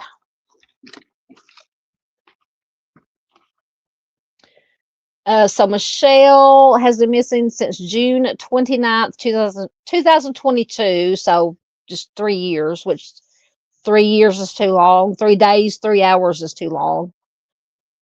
She's a white female. She was just says 36 years old. I'm assuming that's when she went missing, or how old she was when she went missing. 5'5" to 5'6", 170 to 200 pounds, with graying black hair and hazel eyes. Her hair was cut very short, almost buzzed at the time of her disappearance. She has a tattoo of a crest, possibly with a bumblebee on her right forearm, a tattoo of a faded black or dark blue star on her right wrist, and a tattoo on the left side of her collarbone of a black EKG line turning into a blue mountain range. So EKG, that's when they take your heart or do the heart thing, I think. Her nickname is Elle. She was last known to be wearing a black face mask and gray hiking sandals. I don't know what hiking sandals are. With fluorescent green highlights. She was carrying a dark blue hiking backpack and a bedazzled cup with bumblebees on it.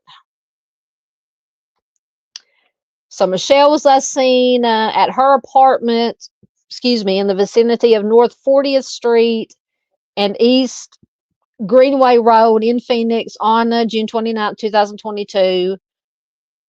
She spoke to her live-in boyfriend that day. She told him that she was not feeling well and didn't want to be bothered. He got a message from her at around 5:03 p.m. And after that, no one has heard from her after that. When the boyfriend came home from work that night, he went to sleep on the living room couch. In the morning when he woke up, he realized that Michelle was gone and that her bed had not been slept in. He then filed a missing persons report. She disappeared. Once again, this always raises red flags with me. She disappeared without taking any personal belongings, such as car keys, phone, wallet, credit card, driver's license, cash, everything that you would need if you were going to do anything from run an errand to just take off of your own accord. She also had recently received a $2,500 check from a car accident settlement. And when she disappeared, it was still at the lawyer's office. She had not picked it up. Authorities stated there was no evidence of foul play in Michelle's case, but her family cannot understand why she would have left without her belongings and without the dog. She also did not take her dog, whom she adored and took everywhere with her. More red flags for me. Don't know about y'all. She is twice divorced, and her two sons from her previous marriages live with their fathers at the time of her disappearance. She is an avid hiker, and her case remains unsolved. So I wonder, given the description of what she was last seen wearing, if she was just planned to go out hiking, because it says she was last known to be wearing a black face mask, hiking sandals, carrying a hiking backpack, a cup. So I wonder if she was just took off to go hiking. Maybe she was just, we all need that. I'm sure we've all had that time when we just needed to get away from everything. She says she was an avid hiker. Maybe things were going on. She just needed some alone time. She was going to go out hiking, and something she could have possibly had an accident. Because I don't really get any vibes about the boyfriend. Because sometimes just reading the information, but why wouldn't she took nothing with her though. So how did she, okay, so she didn't take car keys, phone, wallet, credit card, nothing, driver's license, cash, nothing. How did she get to wherever she went to? Did somebody pick her up? Doesn't mention. Maybe, of course, it could have been that nobody knew, would have known if anybody picked her up. But if her car keys were there, it didn't say if her car was there. I'm going to assume. I'm reading over the information again just to make sure I didn't miss something. So she spoke to the boyfriend that day, told him she wasn't feeling well, didn't want to be bothered. He got a message from her at 4:03 p.m. It doesn't say what the message said. When the boyfriend came home that night, he went to sleep on the living room couch. Maybe because she didn't want to be bothered. In the morning when he woke up, he realized she was gone. Bed had not been slept in. So that would lead me to believe you can sleep on top of the bed without unmaking it. or possibly she left at some point that night, or that day after she sent him the message at 4:03. I don't know. I don't know. What do you guys think? Let me see if I had anything else.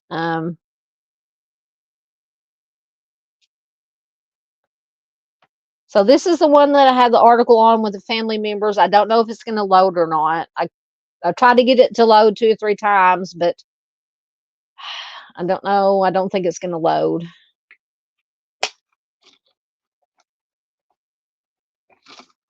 We'll see. Once again, I'll check in on your comments while we're seeing if it's going to load. I don't think it will, but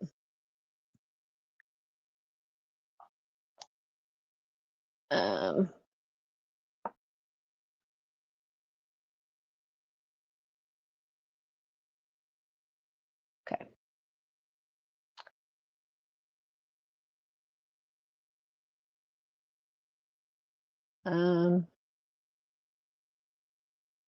What Doodles? What? Doodle says, I roll like a gas station hot dog. Oh, Doodle. Oh, do. Oh, Miss Paula's getting her Cheerios. Now I want some Cheerios. Every time Miss Paula mentions her bowl of Cheerios, I forgot to see what the score of the ball game is now. Let's see.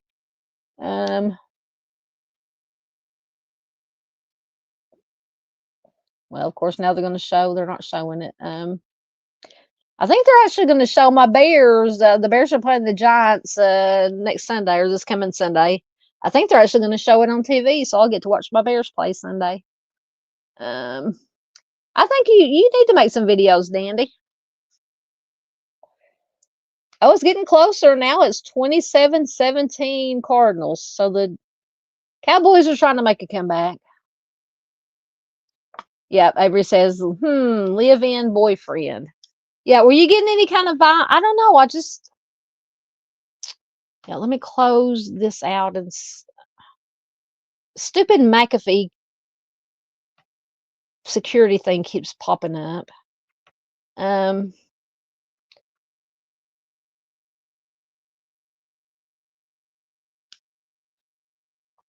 don't know. I mean, I could be totally wrong. Obviously, all it said was that he did leave her alone. He did report her missing after he discovered that she wasn't in the home or the residence, and that it looked like she hadn't slept in the bed.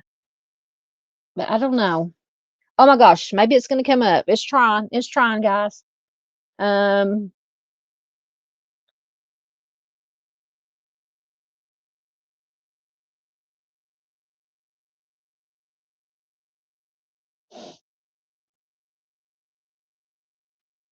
Yeah, see, I have questions about that too. Avery says she walked away from a settlement check. That's very telling. Yeah. I don't know. Maybe. I don't know.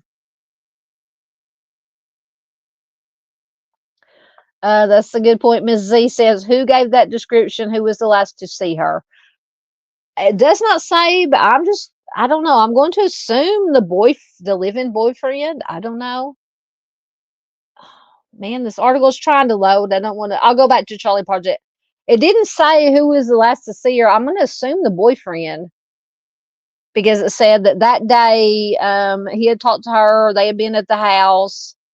She told him that she wasn't feeling well. She didn't want to be bothered. He left to go somewhere. I can't remember, on to work or somewhere. When he came back, he didn't even go into the bedroom. He just slept on the couch, assuming that maybe assuming that she still didn't want to be bothered. So he slept on the couch. Got up the next morning.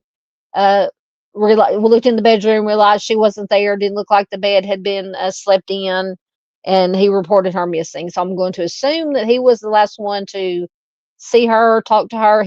She sent him that message that day at around 4 p.m. So I don't know. Maybe we should. I mean, I'm sure they looked at the boyfriend, because they always look at the ones closest to the person who's missing, and then work their way out. So I don't know. Man, I don't know. Maybe a little hinky. I don't know. Oh, come on. It was trying to load and then it quit. I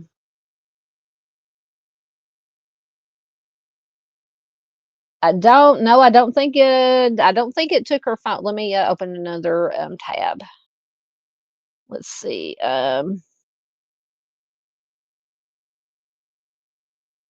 Because Avery says, but she took her phone. Let's see. No, she did not take her phone. Personal belongings such as her car keys, phone. She disappeared without taking personal belongings such as her car keys, phone, wallet, credit card, driver's license, or cash. So she didn't take anything except apparently for this. To me, what sounds like hiking gear that she was dressed in, and that she did take a bedazzled cup with bumblebees on it and a blue hiking backpack. As far as I know, that's the only thing that she took with her. Oh, come on. I'm about to give up on this article. It's driving me nuts.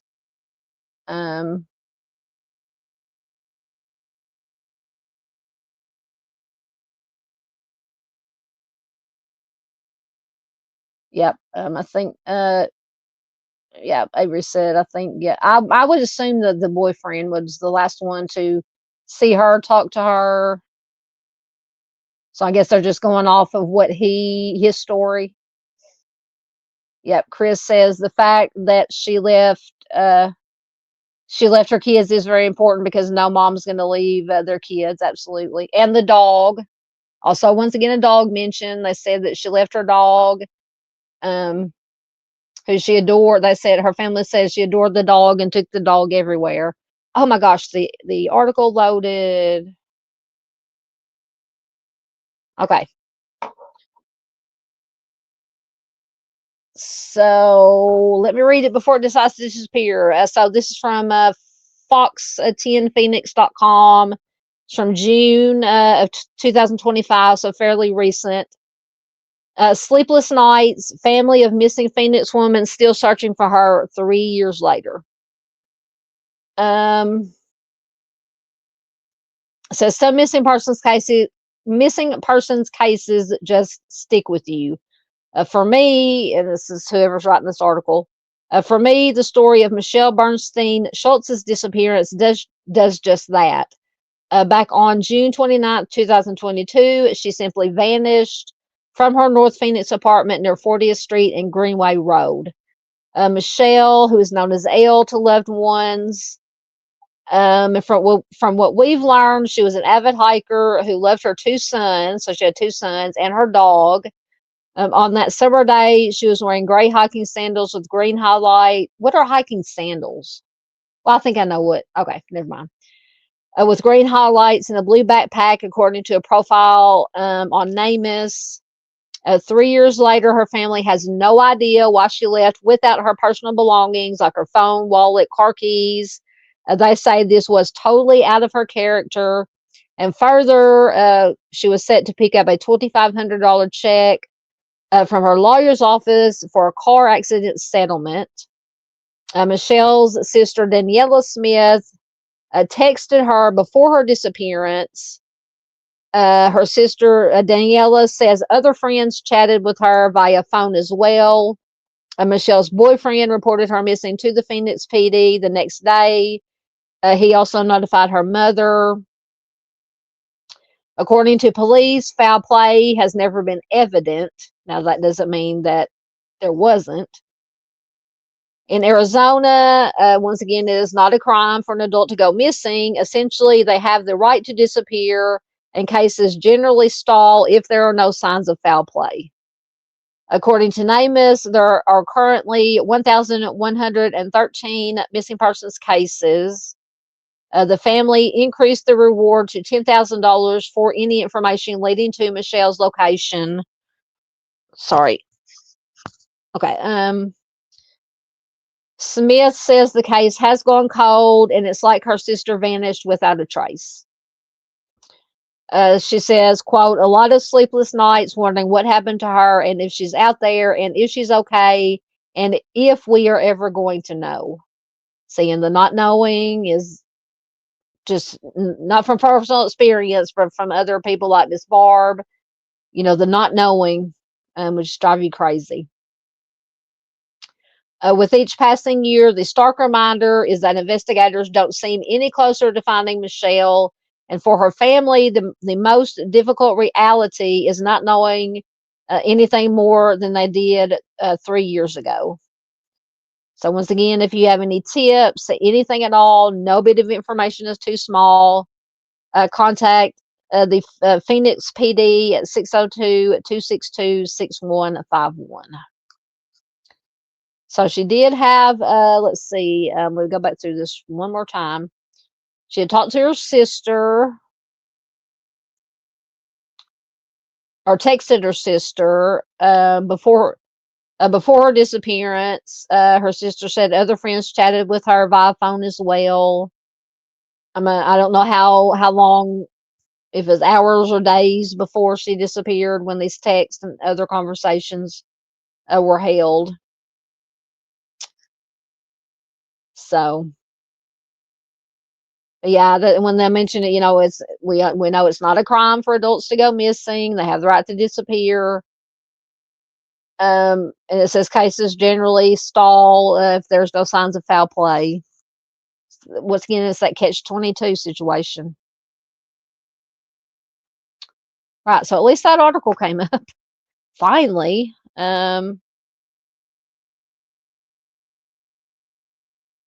I think I did have from disappearedblog.com. I don't know if it has any different information.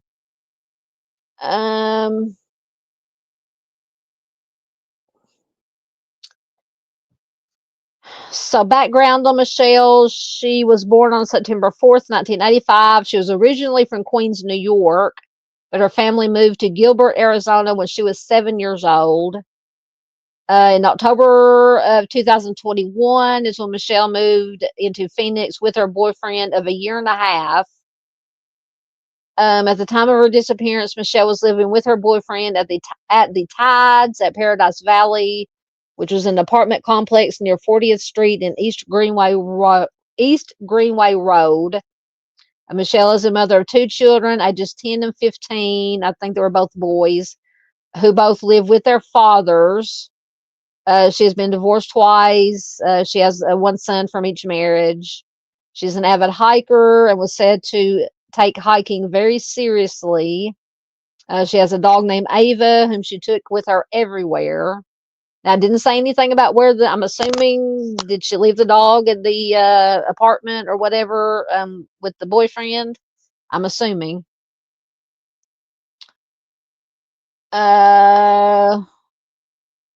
So Michelle learned on June 28th, 2022, Michelle learned from her personal injury lawyer that a check would be ready for her to collect on July 1st. She had previously been involved in a rear-end car accident, and a $2,500 settlement was waiting for her.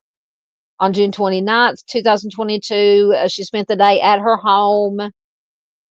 She texted back and forth with a friend all day before her last message was sent at 4:03 p.m. And I think that was the one that was sent to the boyfriend, according to him.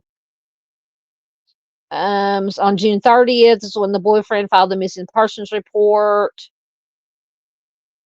According to her boyfriend, Michelle told him that she, quote, was not feeling well that day, didn't want to be bothered.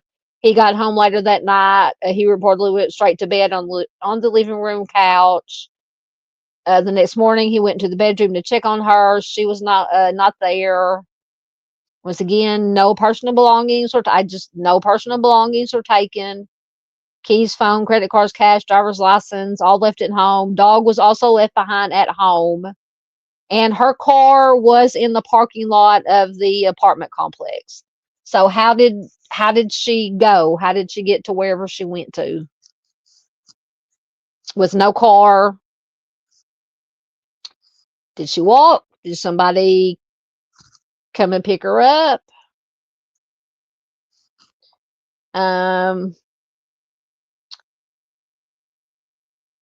So it says authorities believe that Michelle walked out of her second floor apartment sometime after she sent her last text at 4:03 p.m., which would have been, if I understand correctly, to the boyfriend.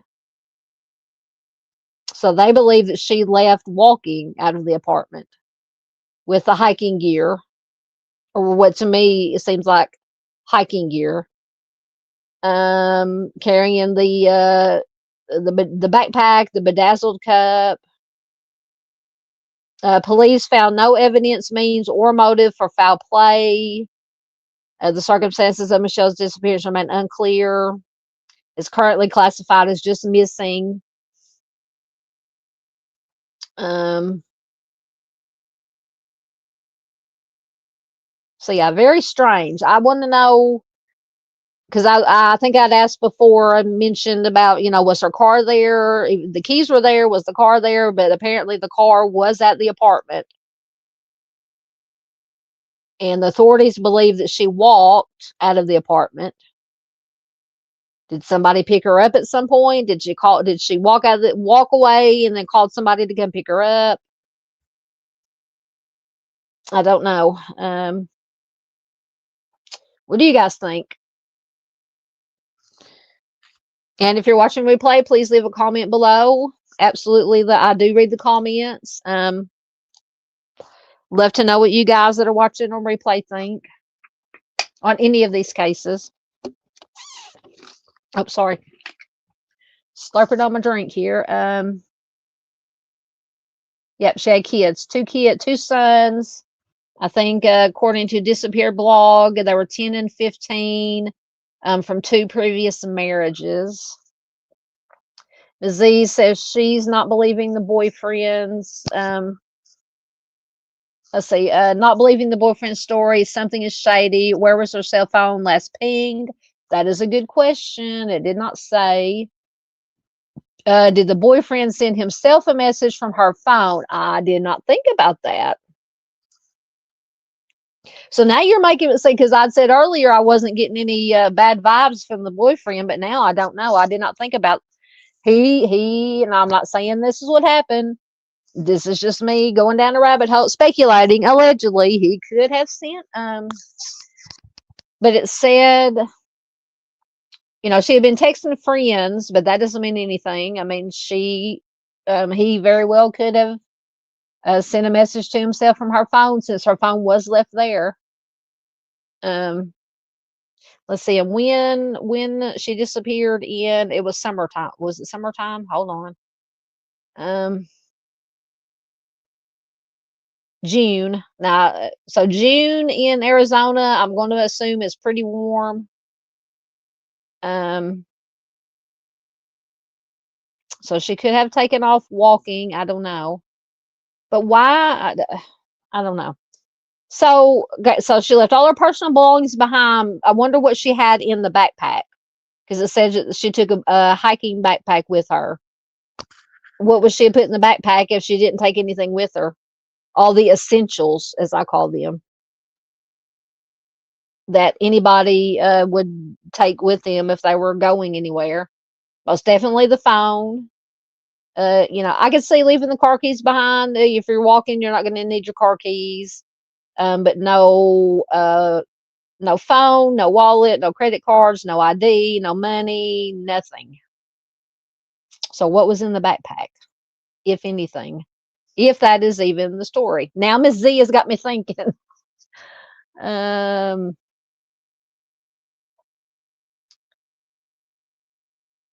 If I remember, Miss Ivory says, did she leave the kids with the boyfriend? I believe the fathers had custody. I don't know if they had custody, but the children were with their respective fathers at the time that she disappeared. I don't know if the fathers had custody of the kids, of the boys. I don't know, but it does say that they were with their fathers when she disappeared. Yeah.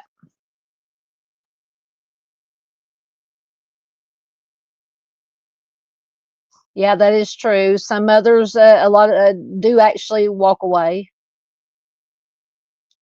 Yeah, Chris says he's suspicious of the living boyfriend. Yeah, you are changing my mind about the boyfriend here.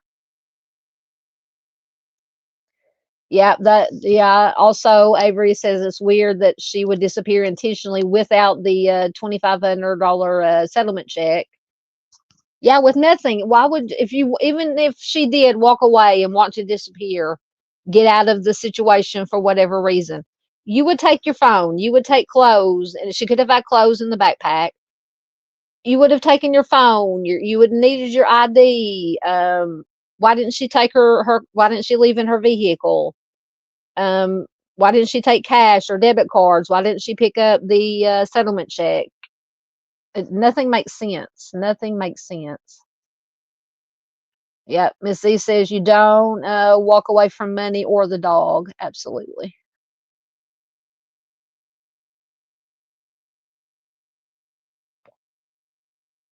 Wait, who's John McAfee? Junior says John McAfee used to live down the beach from me in Belize. Who's John McAfee? Hold on. Hey, Josh. There's our friend Josh. How are you doing, sir? Good to see you. I don't know how far behind I'm in comments. About 20 minutes. Good to see you, my friend. Please do check out Josh at Where Lavender Grows on his channel.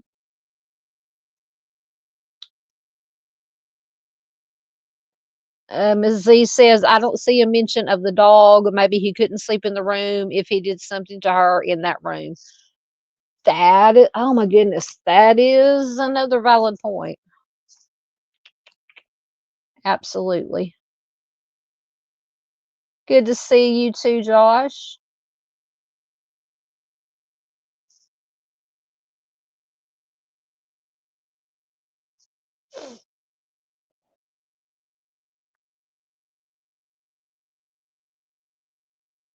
Oh my goodness, I didn't think about that. So Avery says, then how did she message him at 4? Maybe that was before she supposedly left. Hold on. Let me go back to let's see. So on June 29th, she spent the day at her home. She texted back and forth with a friend all day before her last message was sent at 4:03. Okay, so she was at home texting back and forth with friends. Last message, I think that was the one supposedly to the boyfriend at 4:03. Unless something happened that day, just going down the rabbit hole.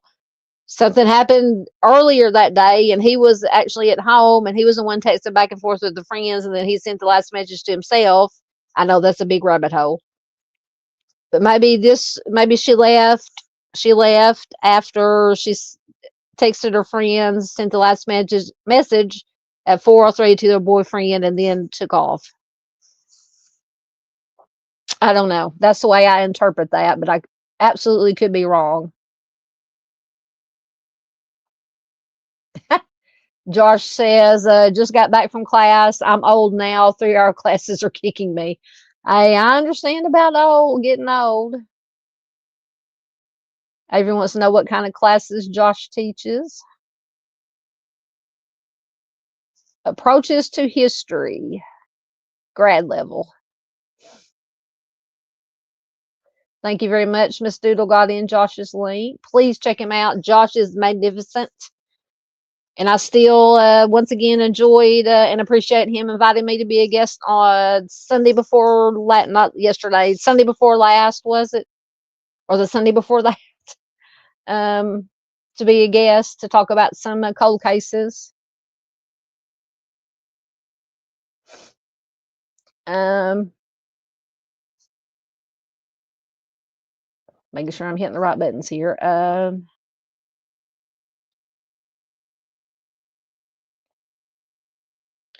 Yeah, this is true. Dandy says sometimes circumstances give you more than you can handle, and walking away is the only thing to keep us here in life. Unfortunately, that is true. That is true. No shame in that either. I understand.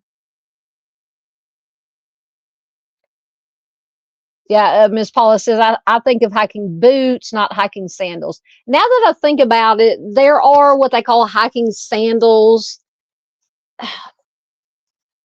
Those are not necessarily for like real serious, like mountain, what I would say, like mountain climbing, hiking sandals, but just for like maybe if you're out at a state park or hiking just a trail in a state park, there are things called hiking sandals now that I think about it. But yeah, that threw me off at first too, the hiking sandals. Wait a minute.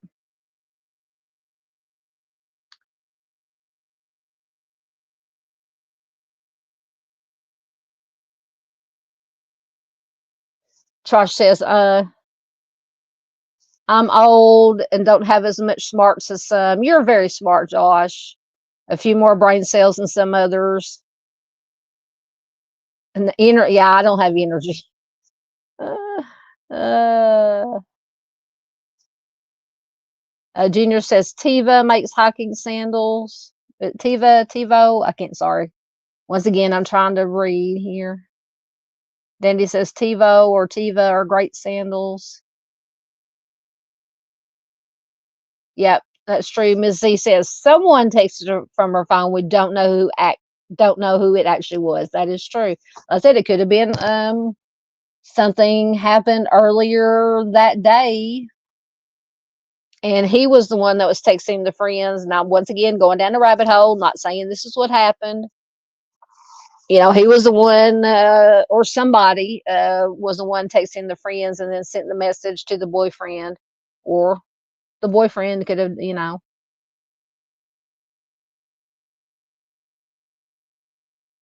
Dandy says when she's found, Tivas will withstand weather if she's passed and still wearing them. Gotcha.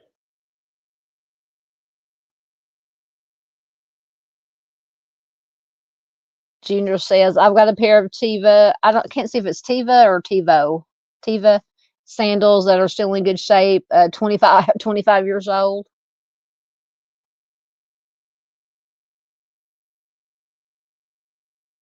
Yep, Ms. Z says if she was going hiking, she would have taken the dog. There is no report of anyone seeing her. Yep, not that it mentioned. Nope. And it doesn't say in anything that I found. Did it mention in the article I read if any searches were done by law enforcement or anybody? I can't remember. Any searches of any hiking areas that were close? I can't remember. I can't remember if it said. Let me go back to Charlie Project. Excuse me, man. The burger's not agreeing with me.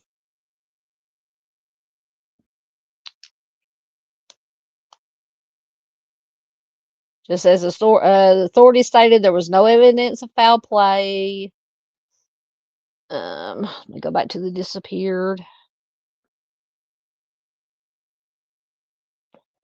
There was no mention that I can remember of any kind of searches.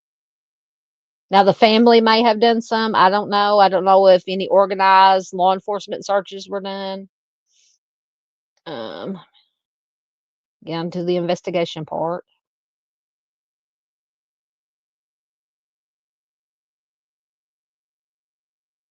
Doesn't say anything. And let me see if I can find anything else.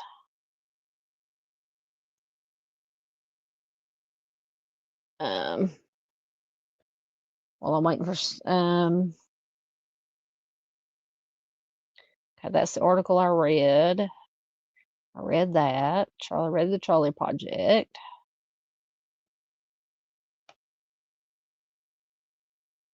Let's see if this article. Okay, so this article, if it will come up.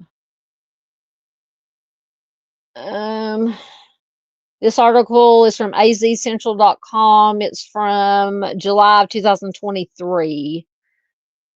It says, I cannot imagine she would have left on her own after a year. Family continues search for missing woman. Patricia Yellows remembers her daughter, Michelle L. Rose Bernstein-Schultz, as a special, as a special person. She says Michelle loved to go hiking. She loved to be outdoorsy, and she seemed to have never-ending energy. Daniela Smith, who is Michelle's sister, remembers her as a person full of life. She says Michelle is a very bubbly, funny, full of life type of person. We always laugh together, and she's just a very talkative, friendly person. Michelle, who's a daughter, a sister, a mother of two, was 36 years old at the time she was last seen on June 29, 2022.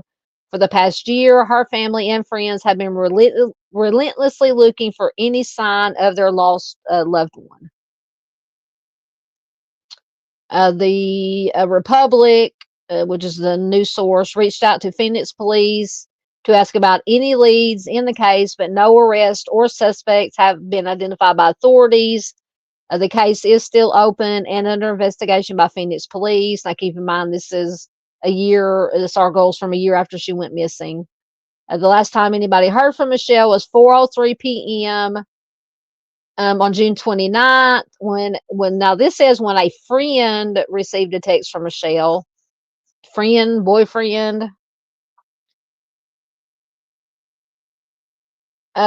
Smith, who I believe is her sister, says, I found a friend who had been communicating with her on June 29th up until 4:03 p.m. And then he told me the messages ended abruptly, so I'm assuming maybe the boyfriend. At the time of her disappearance, Michelle was living with her boyfriend at an apartment near 40th Street Greenway Road in North Phoenix. They've been living there for about a year and a half, for the last year and a half.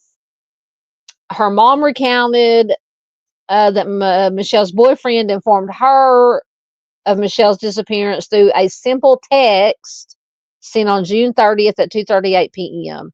So he didn't call, he just texted. According to her mother, he said, quote, he said Michelle was not seen or heard from since the day before, and she was sort of officially a missing person. Okay. Phoenix police did not answer questions regarding Michelle's boyfriend or if he spoke to authorities. According to Michelle's mother, she called Phoenix police to confirm Michelle's disappearance and was told that the boyfriend had filed a missing persons report with police. After that, the last time the family had contact with Michelle's boyfriend was on July 1st of 2022. Smith, whom I'm assuming is the mother or the sister, says, quote, we don't know why he does not want to communicate with us. My mother had conversations with him previously and everything was fine. So apparently after he texted the family and basically said, oh, she's sort of a missing person. So the mother called the police to confirm it. And after that, if I'm reading it correctly, he had no more contact with the family. So Michelle's boyfriend told her mother that they had not fought.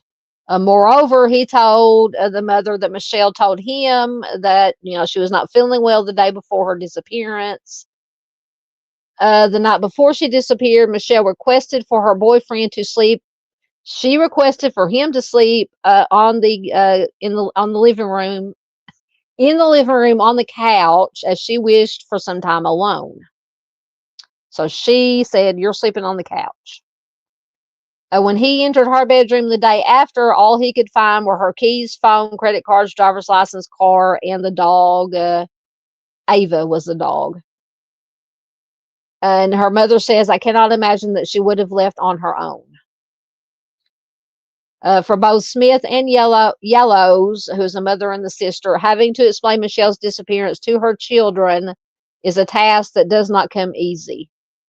Smith said it is very tough. The 11-year-old asked if the police are still looking for her and if they're going to find her, and it's very difficult to know what to say to him. Michelle's mom remembered the difficulty of this past Mother's Day. Michelle's son, said this past Mother's Day was going to be the hardest day of his life, and that just broke our hearts. It breaks my heart too. Michelle's family is offering a $10,000 reward, once again, for information leading to her location or resulting in an arrest and conviction of who may be responsible for her disappearance.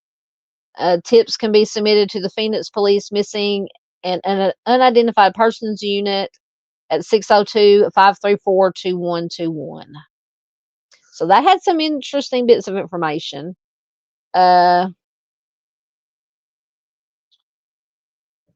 So first being,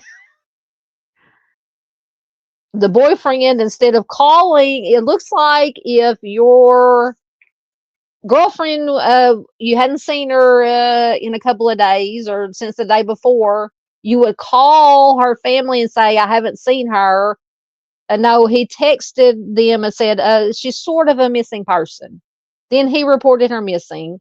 The mother had to call the police department to confirm it. What else? Michelle was the one that told him that she wanted him to sleep on the couch. He didn't choose, or he didn't just say, I'm just going to sleep on the couch just to leave you alone. Apparently she said, you're sleeping on the couch.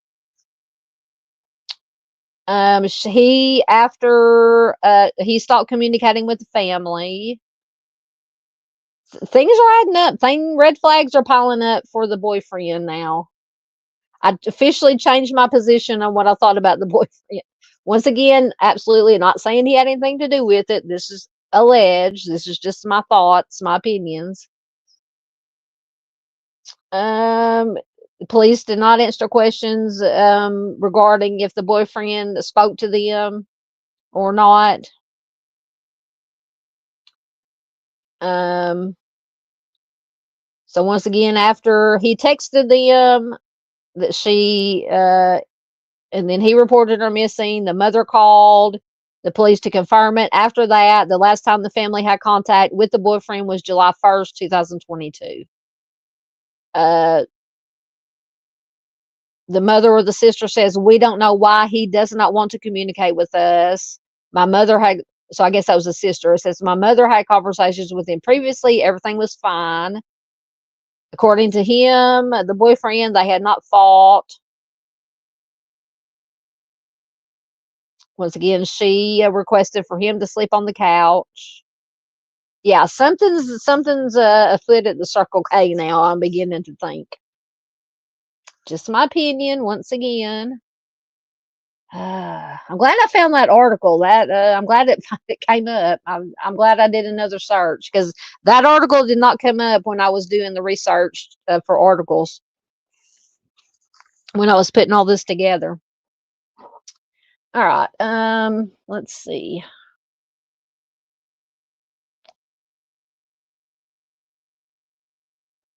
Dandy says, I'm assuming you're talking about the boyfriend, knows where she is. In my opinion, she looks a lot like my oldest daughter. Oh. Absolutely. Ms. Z says, if she packed a bag, were clothes missing, if she wanted to leave her boyfriend, I think you would go pick up your check and take off. I don't see her leaving the dog. Absolutely. Yep, I'm changing my stance. Another valid point. Mustang says it's suspicious unless she was abducted while hiking. That's also a possibility. But I don't know. These little, when you start taking all these little bits of information from here and there and putting them together, adding them, they start adding up to, maybe, in my opinion, something a little hinky.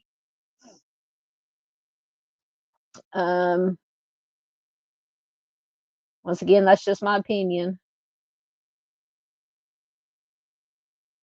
I had to look up this John McAfee. Z says he was a crazy dude named John McAfee. That's a crazy story. I'm gonna have to look at that.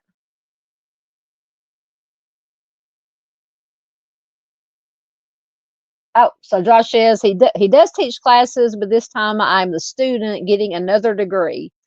Josh is a busy dude, but good on you. Good on you, dude.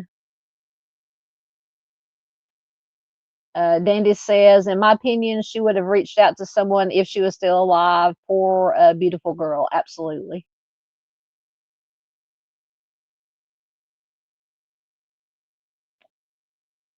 Avery says, I was reading, she is presumed deceased, and I saw a pic of her and her dog. There's a $10,000 reward. Yep. Don't know if this article had any pictures. I don't think it had any other pictures of her. I had a couple. It didn't have doesn't have one with her, or the article I have doesn't have one with her and the dog.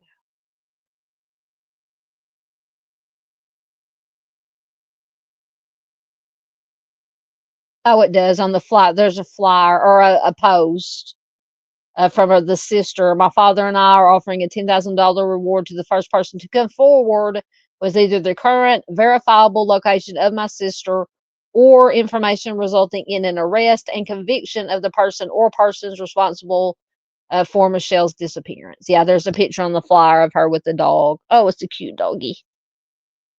Mm,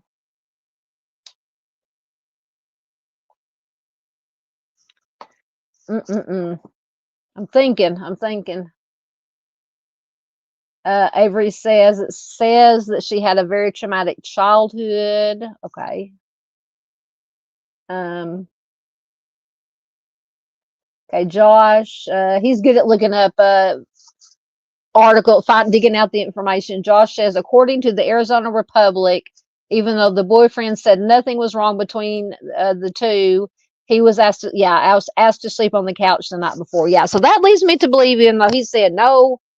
So maybe it's strange to me that he went to say, he volunteered the information. We didn't have a fight. There were no problems. Why would he even bring that up unless there was a problem? There was a fight before. That's why she asked him to sleep on the couch. Things are just not adding up. Avery says she told her mom she wasn't feeling good a week before she disappeared. I wonder. Now, this is once again a rabbit hole. I wonder if she could have been pregnant. It's a thought. If she was, maybe he or both of them weren't happy about it. Maybe he wasn't happy about it. I don't know. Junior says not many people just walk away and are never heard of again. She's probably deceased, in my opinion. Yeah.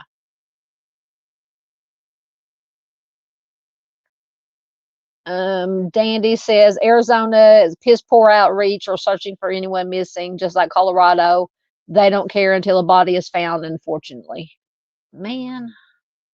Yeah, so the family, I think in this last article I read, the family had been doing a lot of looking, searching, trying to find out any information. Once again, sounds like the family was doing all the work.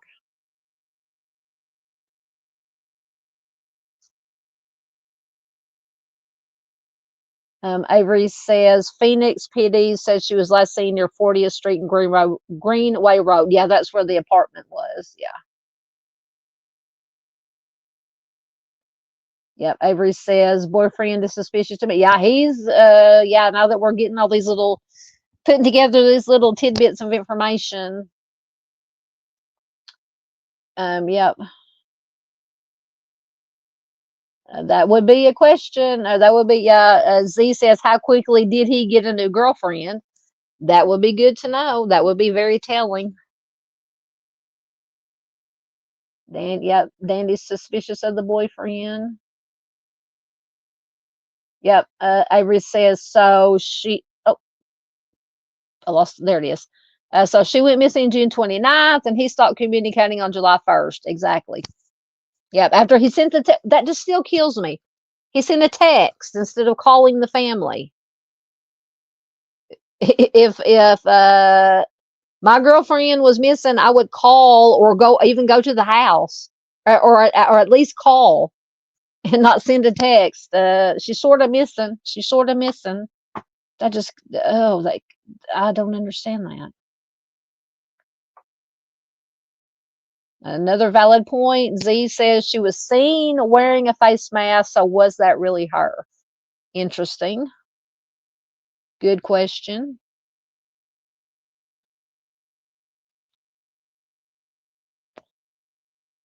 Josh says I'm seeing in the Arizona Business Gazette a notice of incorporation on the Trails LLC under her name in 2018.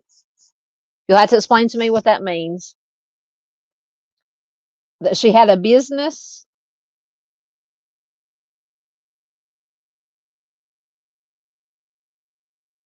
Maybe some kind of hike. It says she was an avid hiker. Junior says is his opinion. He probably had a girlfriend before she went missing. Possible. Yeah. Ms. Z says the dog did not come out of the room all night. The dog would need to go out to use the restroom. That is weird. Absolutely. Josh thought the same.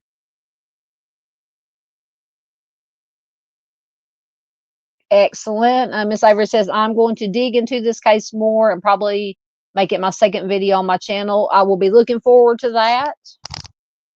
Absolutely. Dandy says, the last person to report being with a person alive is usually guilty. Yeah, that's a lot of times that is the case.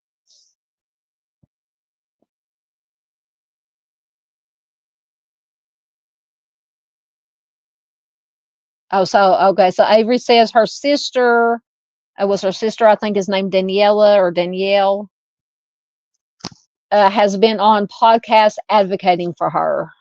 Excellent. If you happen to know any of the names of the podcast, I will definitely, we will check them out.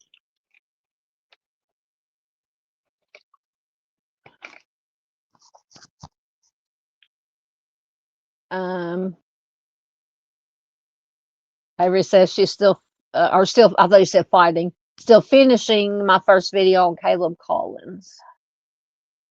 What are you smelling? What are you smelling, Josh? Oh, there's a Facebook group for her too. Oh, let me see if I can get, I don't know if it'll come up. I have a hard time getting Facebook to load on my computer. If anybody can find a link to the Facebook group and throw it in chat, let me see. I'll try. Well, no, hold on. I'll have to close that tab out.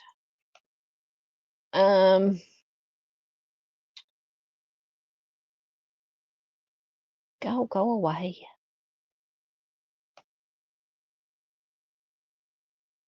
Do you know what it's called? What the group is called?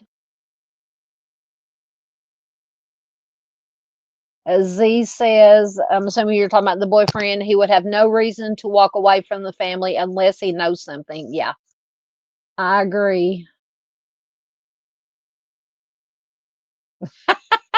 I'm just going to put that right there for a minute. Junior.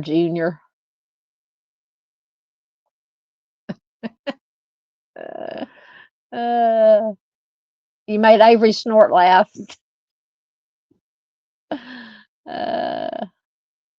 Yep, Dandy says she is such a beautiful child. I hope she is live. Absolutely, I do too. Oh, so I'm glad I'm not the only one that had that thought. Avery said that's what I've been wondering too, possibly pregnant. Yeah, once again, just speculating, just going down the rabbit hole, and I can't get Facebook. So if anybody can find the Facebook group and put a link in, or send me the link on Messenger or whatever, Facebook, or email it to me, put it somewhere and I will post it. Or you guys have channels. Avery has a channel. She can post it and we'll check it out.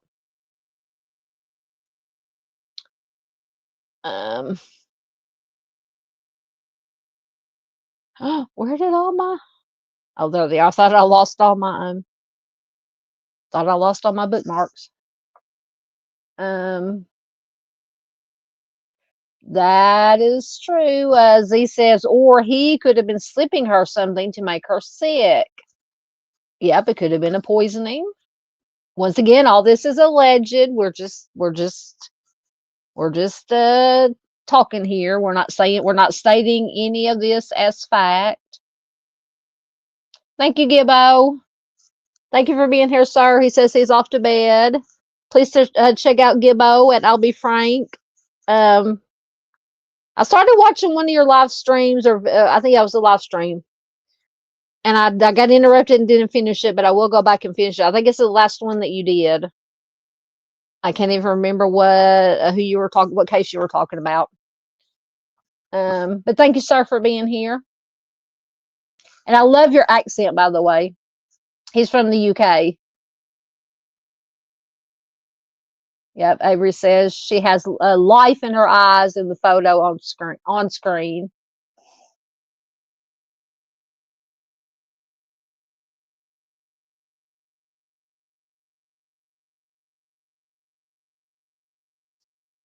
Yep, Ms. Z says that is why I focus on MMIP, because the police are usually even worse at looking for our Native and Indigenous brothers and sisters. You are unfortunately absolutely correct.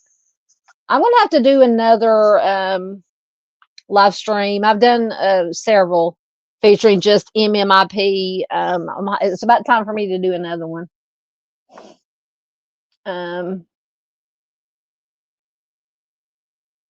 Yeah, missing and murdered Indigenous persons.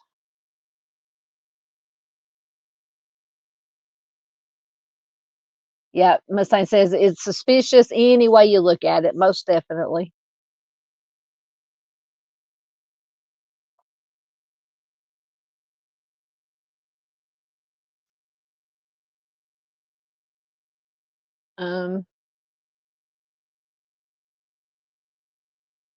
Yeah, exactly. That's what I was saying. Z said if Doc had texted my mom if I went missing instead of calling, he better be ready for a nice funeral for himself. That's what I'm saying. You don't, if your girlfriend goes missing, you don't, this is my opinion, you don't text. If it was me and my boyfriend went missing, I would go to the mom and dad's house or whatever. I would go to the house and say, look, I haven't seen so-and-so in a couple of days or since last night or whatever. Something's wrong. I wouldn't just send a text and just casually say, oh, she's sort of missing. Jeez Louise. Let's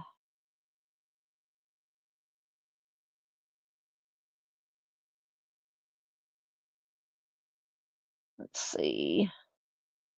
Yep, absolutely. There is also MMIW, missing and murdered Indigenous women. Absolutely.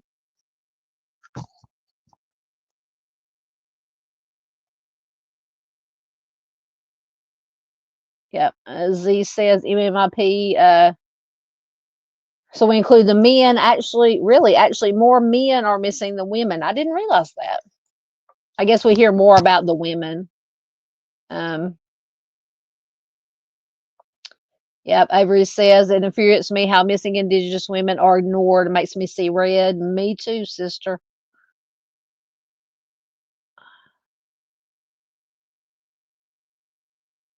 Yep, Miss Z, they devote Thursday nights to MMIP. Absolutely.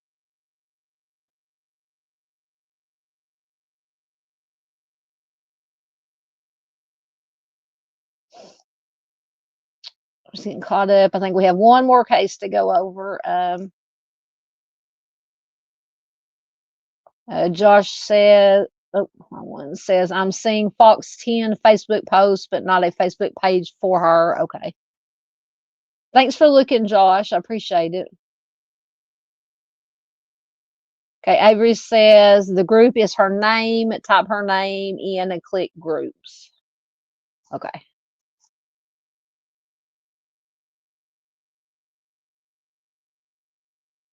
Yes, we are crowdsourcing.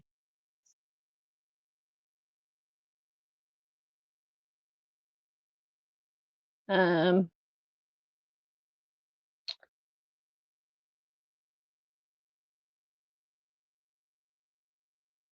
Okay, so Avery said the group is for Arizona. It's missing in Arizona. My bad. I think I'm in that Facebook group. I'm in so many Facebook groups. But anytime I get invited to join one, any missing persons groups, I, of course, always join them.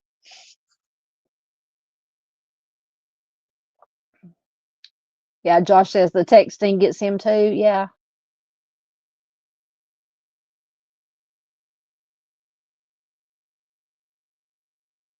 Oh, goodness.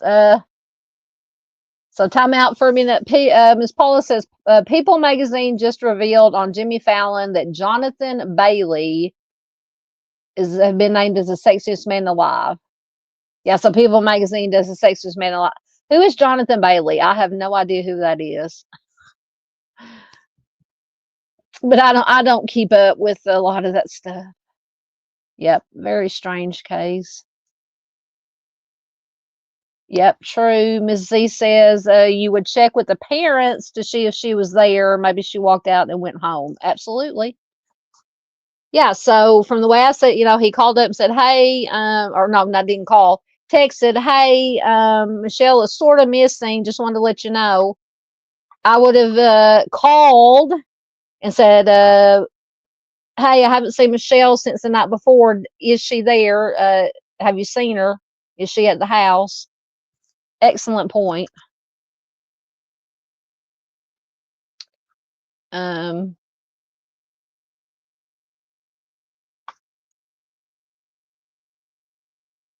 are you laughing at me, Josh? Yes. Are you talking about? I get behind in comments. How far am I behind? I'm on comment. Your comment 10:57. I'm only 2 minutes behind now. I'm catching up. I'm catching up slowly but surely. I love you too, Josh.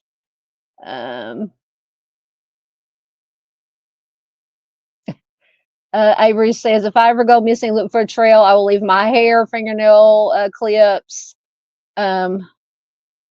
spit as much as I can. Absolutely. Leave that DNA, girl. Leave that DNA. That's what I told my family members. If I don't know who would want to kidnap me, but if I ever get kidnapped in a vehicle or anywhere or get attacked, I'm scratching, getting some DNA from the offender under my fingernails. If I'm put in a vehicle, I'm scratching the vehicle. I'm touching anything that can leave my fingerprints on it. I'm spitting. I'm doing everything because even if I don't make it through it, at least I have some evidence. I leave some evidence behind that they could use to find the perpetrator, the offender. Okay, so Miss Paula said Wicked, Jurassic Park, Rebirth, Bridgerton. That's Jonathan Bailey. Okay, so I have not seen any of those. I'll have to check that out.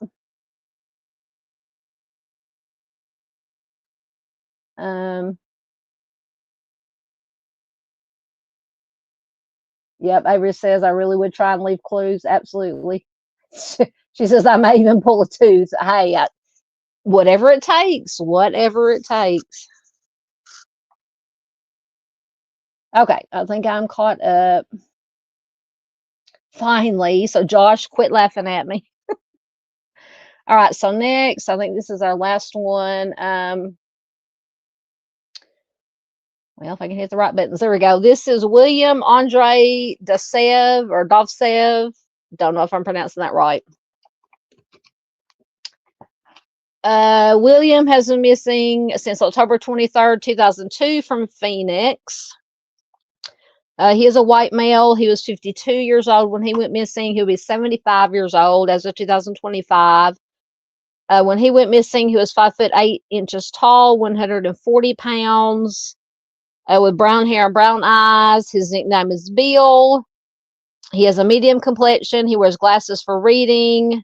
He has tattoos of the numbers 007 on his left thumb, a tattoo of a muscle man on his right thigh, a tattoo of an airplane on his inner left arm, and a scar, once again, another scar on his right cheek.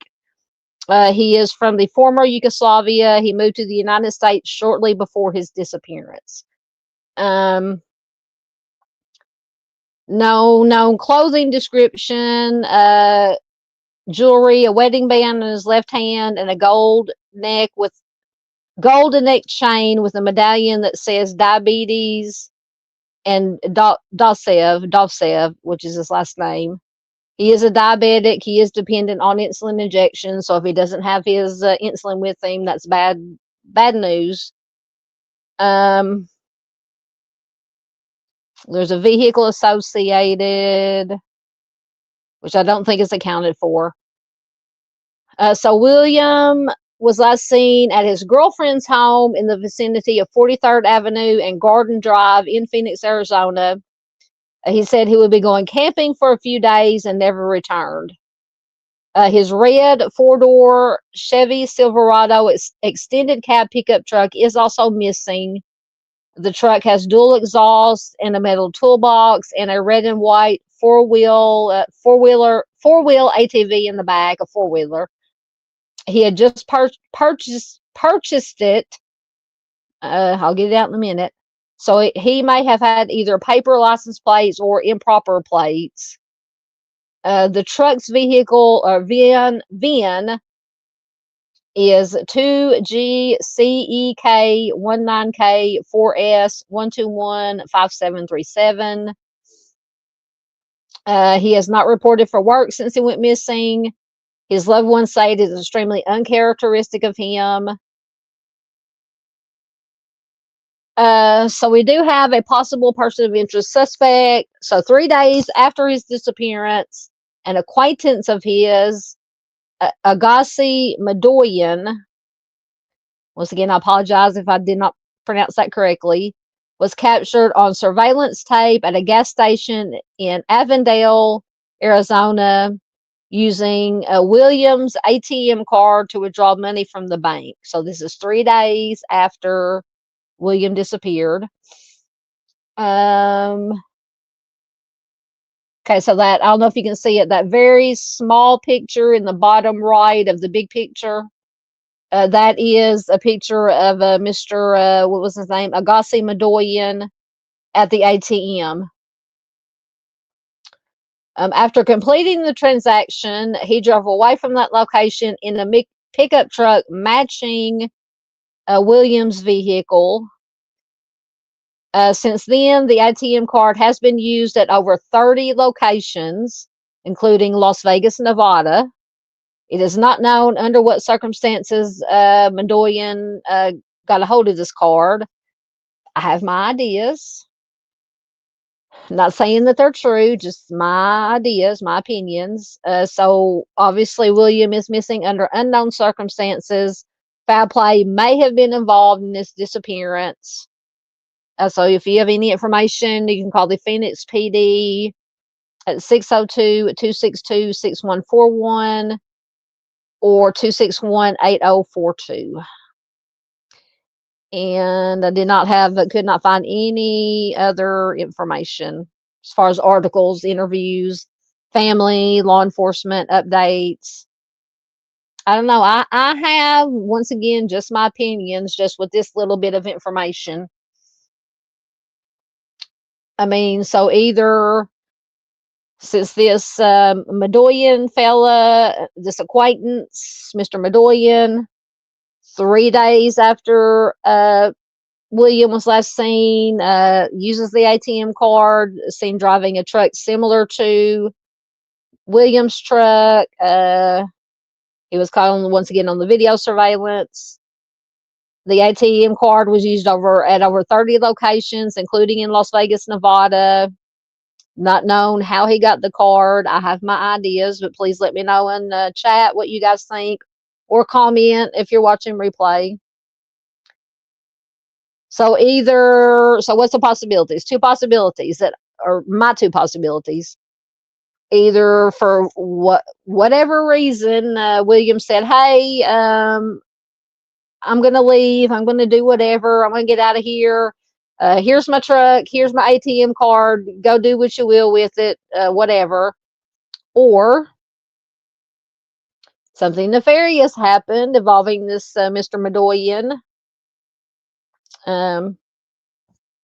Those are my two possibilities. That's all I can say. Anyway, love to know I'm sure you guys have some thoughts.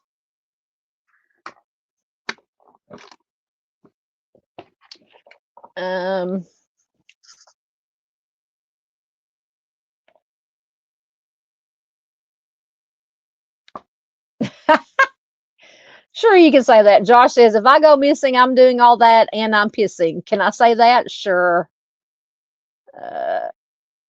Yeah, Avery says she was going to add peeing. Pee-peeing. Wee-wee. You're going to go wee-wee.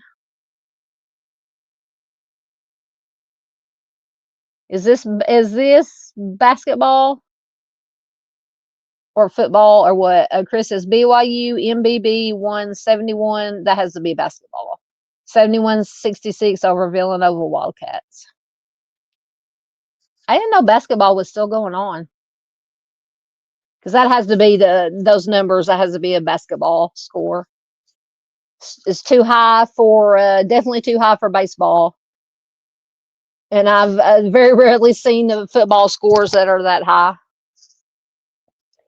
Yes, he was caught using the ATM card. He was caught on video surveillance. It was used at over 30 locations, including in Las Vegas. Not known, circumstances are not known how he came to be in possession of the card. I have my ideas. Like I said, my two possibilities. Mr. William here said, for whatever reason, here, take the truck, take the ATM card, go do what you will, I'm leaving. Or it was nefarious circumstances. Yep. Miss Paula says the Dodgers. Yeah, I heard that. I saw it on the news. Dodgers won the World Series.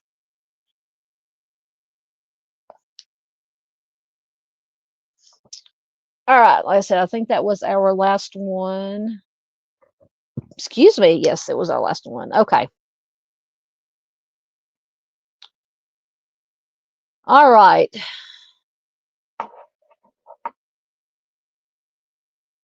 Yeah, I think we are fixing to call it. Josh says I have to call it a night. Love you all. Love you too, Josh. Thank you for coming in. Yeah, we're fixing to call it a night. We are done. I've got to start working on. So Miss C, I don't know if Miss Z is still here. I think she starts on Thursdays at 8 Central. So I really, if I do it Thursday, if I do a Thursday live stream, I'll try to start about 6 Central. I don't know if that's a little bit early for y'all, but anyway, if you can't be there, you can catch it on replay. So yeah, 8 Central, because I definitely do not want to run over Miss Z's live stream. I want to be there to watch it and be in chat, actually, because it's been a while since I've been able to get to one of her live streams. Avery says I'll be there Thursday. I don't know if you're talking to me or Miss Z. But yeah, I'll start mine early. I'll start mine about 6 Central. Surely, you know, it will definitely be over by 8. If we don't get to everything that I had to talk about, we'll do it in another live stream. But anyway, thank you so much. Let's see. Thank you very much, Mustang. Appreciate it. I can't keep up anymore, Junior. Junior says, didn't college basketball just start? See, back in the day, it seems like you either had football was going on, baseball was going on, or basketball was going on. Now all three now overlap over each other. I don't know. I can't keep up with them. I know that baseball, well, it starts in the summertime, but I guess ends in the fall. But I don't watch baseball a lot. I don't watch basketball a lot. I'm a football girl, you guys know. So, anyway, I can't keep up anymore with what sport is going on. Thank you very much, Miss Avery. I appreciate it. Thank you, dear.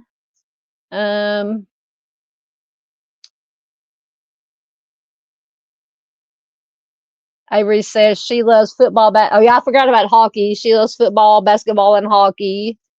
I used to watch hockey back in probably the 90s. I was in that, well, late 80s, early 90s. When I was a teenager, I loved the St. Louis Blues because they used to show hockey down here.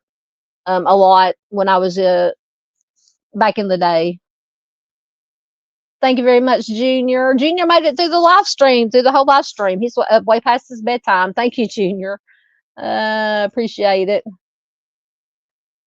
Yes. See, I guess that's why, because I like contact sports. I guess that's why I like football so much. And hockey is definitely a contact sport too. All right, guys. So I'm going to get out of here. Thank you once again to everybody that was here. Please don't forget to hit the like button, share it out. If you're watching a replay, once again, please leave a comment below. Everybody share it. Sharing is probably the most important thing we can do to help get this out to more people, so as many people as possible can see this information, be made more aware of these cases. That is the whole point of why we're here, is to bring more awareness to these cases. So I appreciate everybody. So I'm going to sign off now. Once again, I will leave you. Yes, sharing is caring. Absolutely. Thank you, Chris. Thank you, Miss Avery. Thank you, Miss Thing again. Thank you, Miss C. Yeah. Junior says, this is the first time I've ever stayed up for the whole show. Thank you, Junior. I'm honored. Thank you, sir. I appreciate it. All right, I'm going to get out of here. Once again, as usual, since I still have not got another outro made, I'll leave you with the fur babies, and I will hopefully see you guys around 6 p.m. Central on Thursday. We'll do our live stream, then we'll head over to Miss C and Doc and see what they got going on. So I love you guys. Have a good week. Be careful out there. Take care of each other. Just be nice. Just be good. As Doodle would say, just be good human beings. And as Dave would say, don't die. Nobody die between now and then. All right, guys. I love you guys. I will see you later.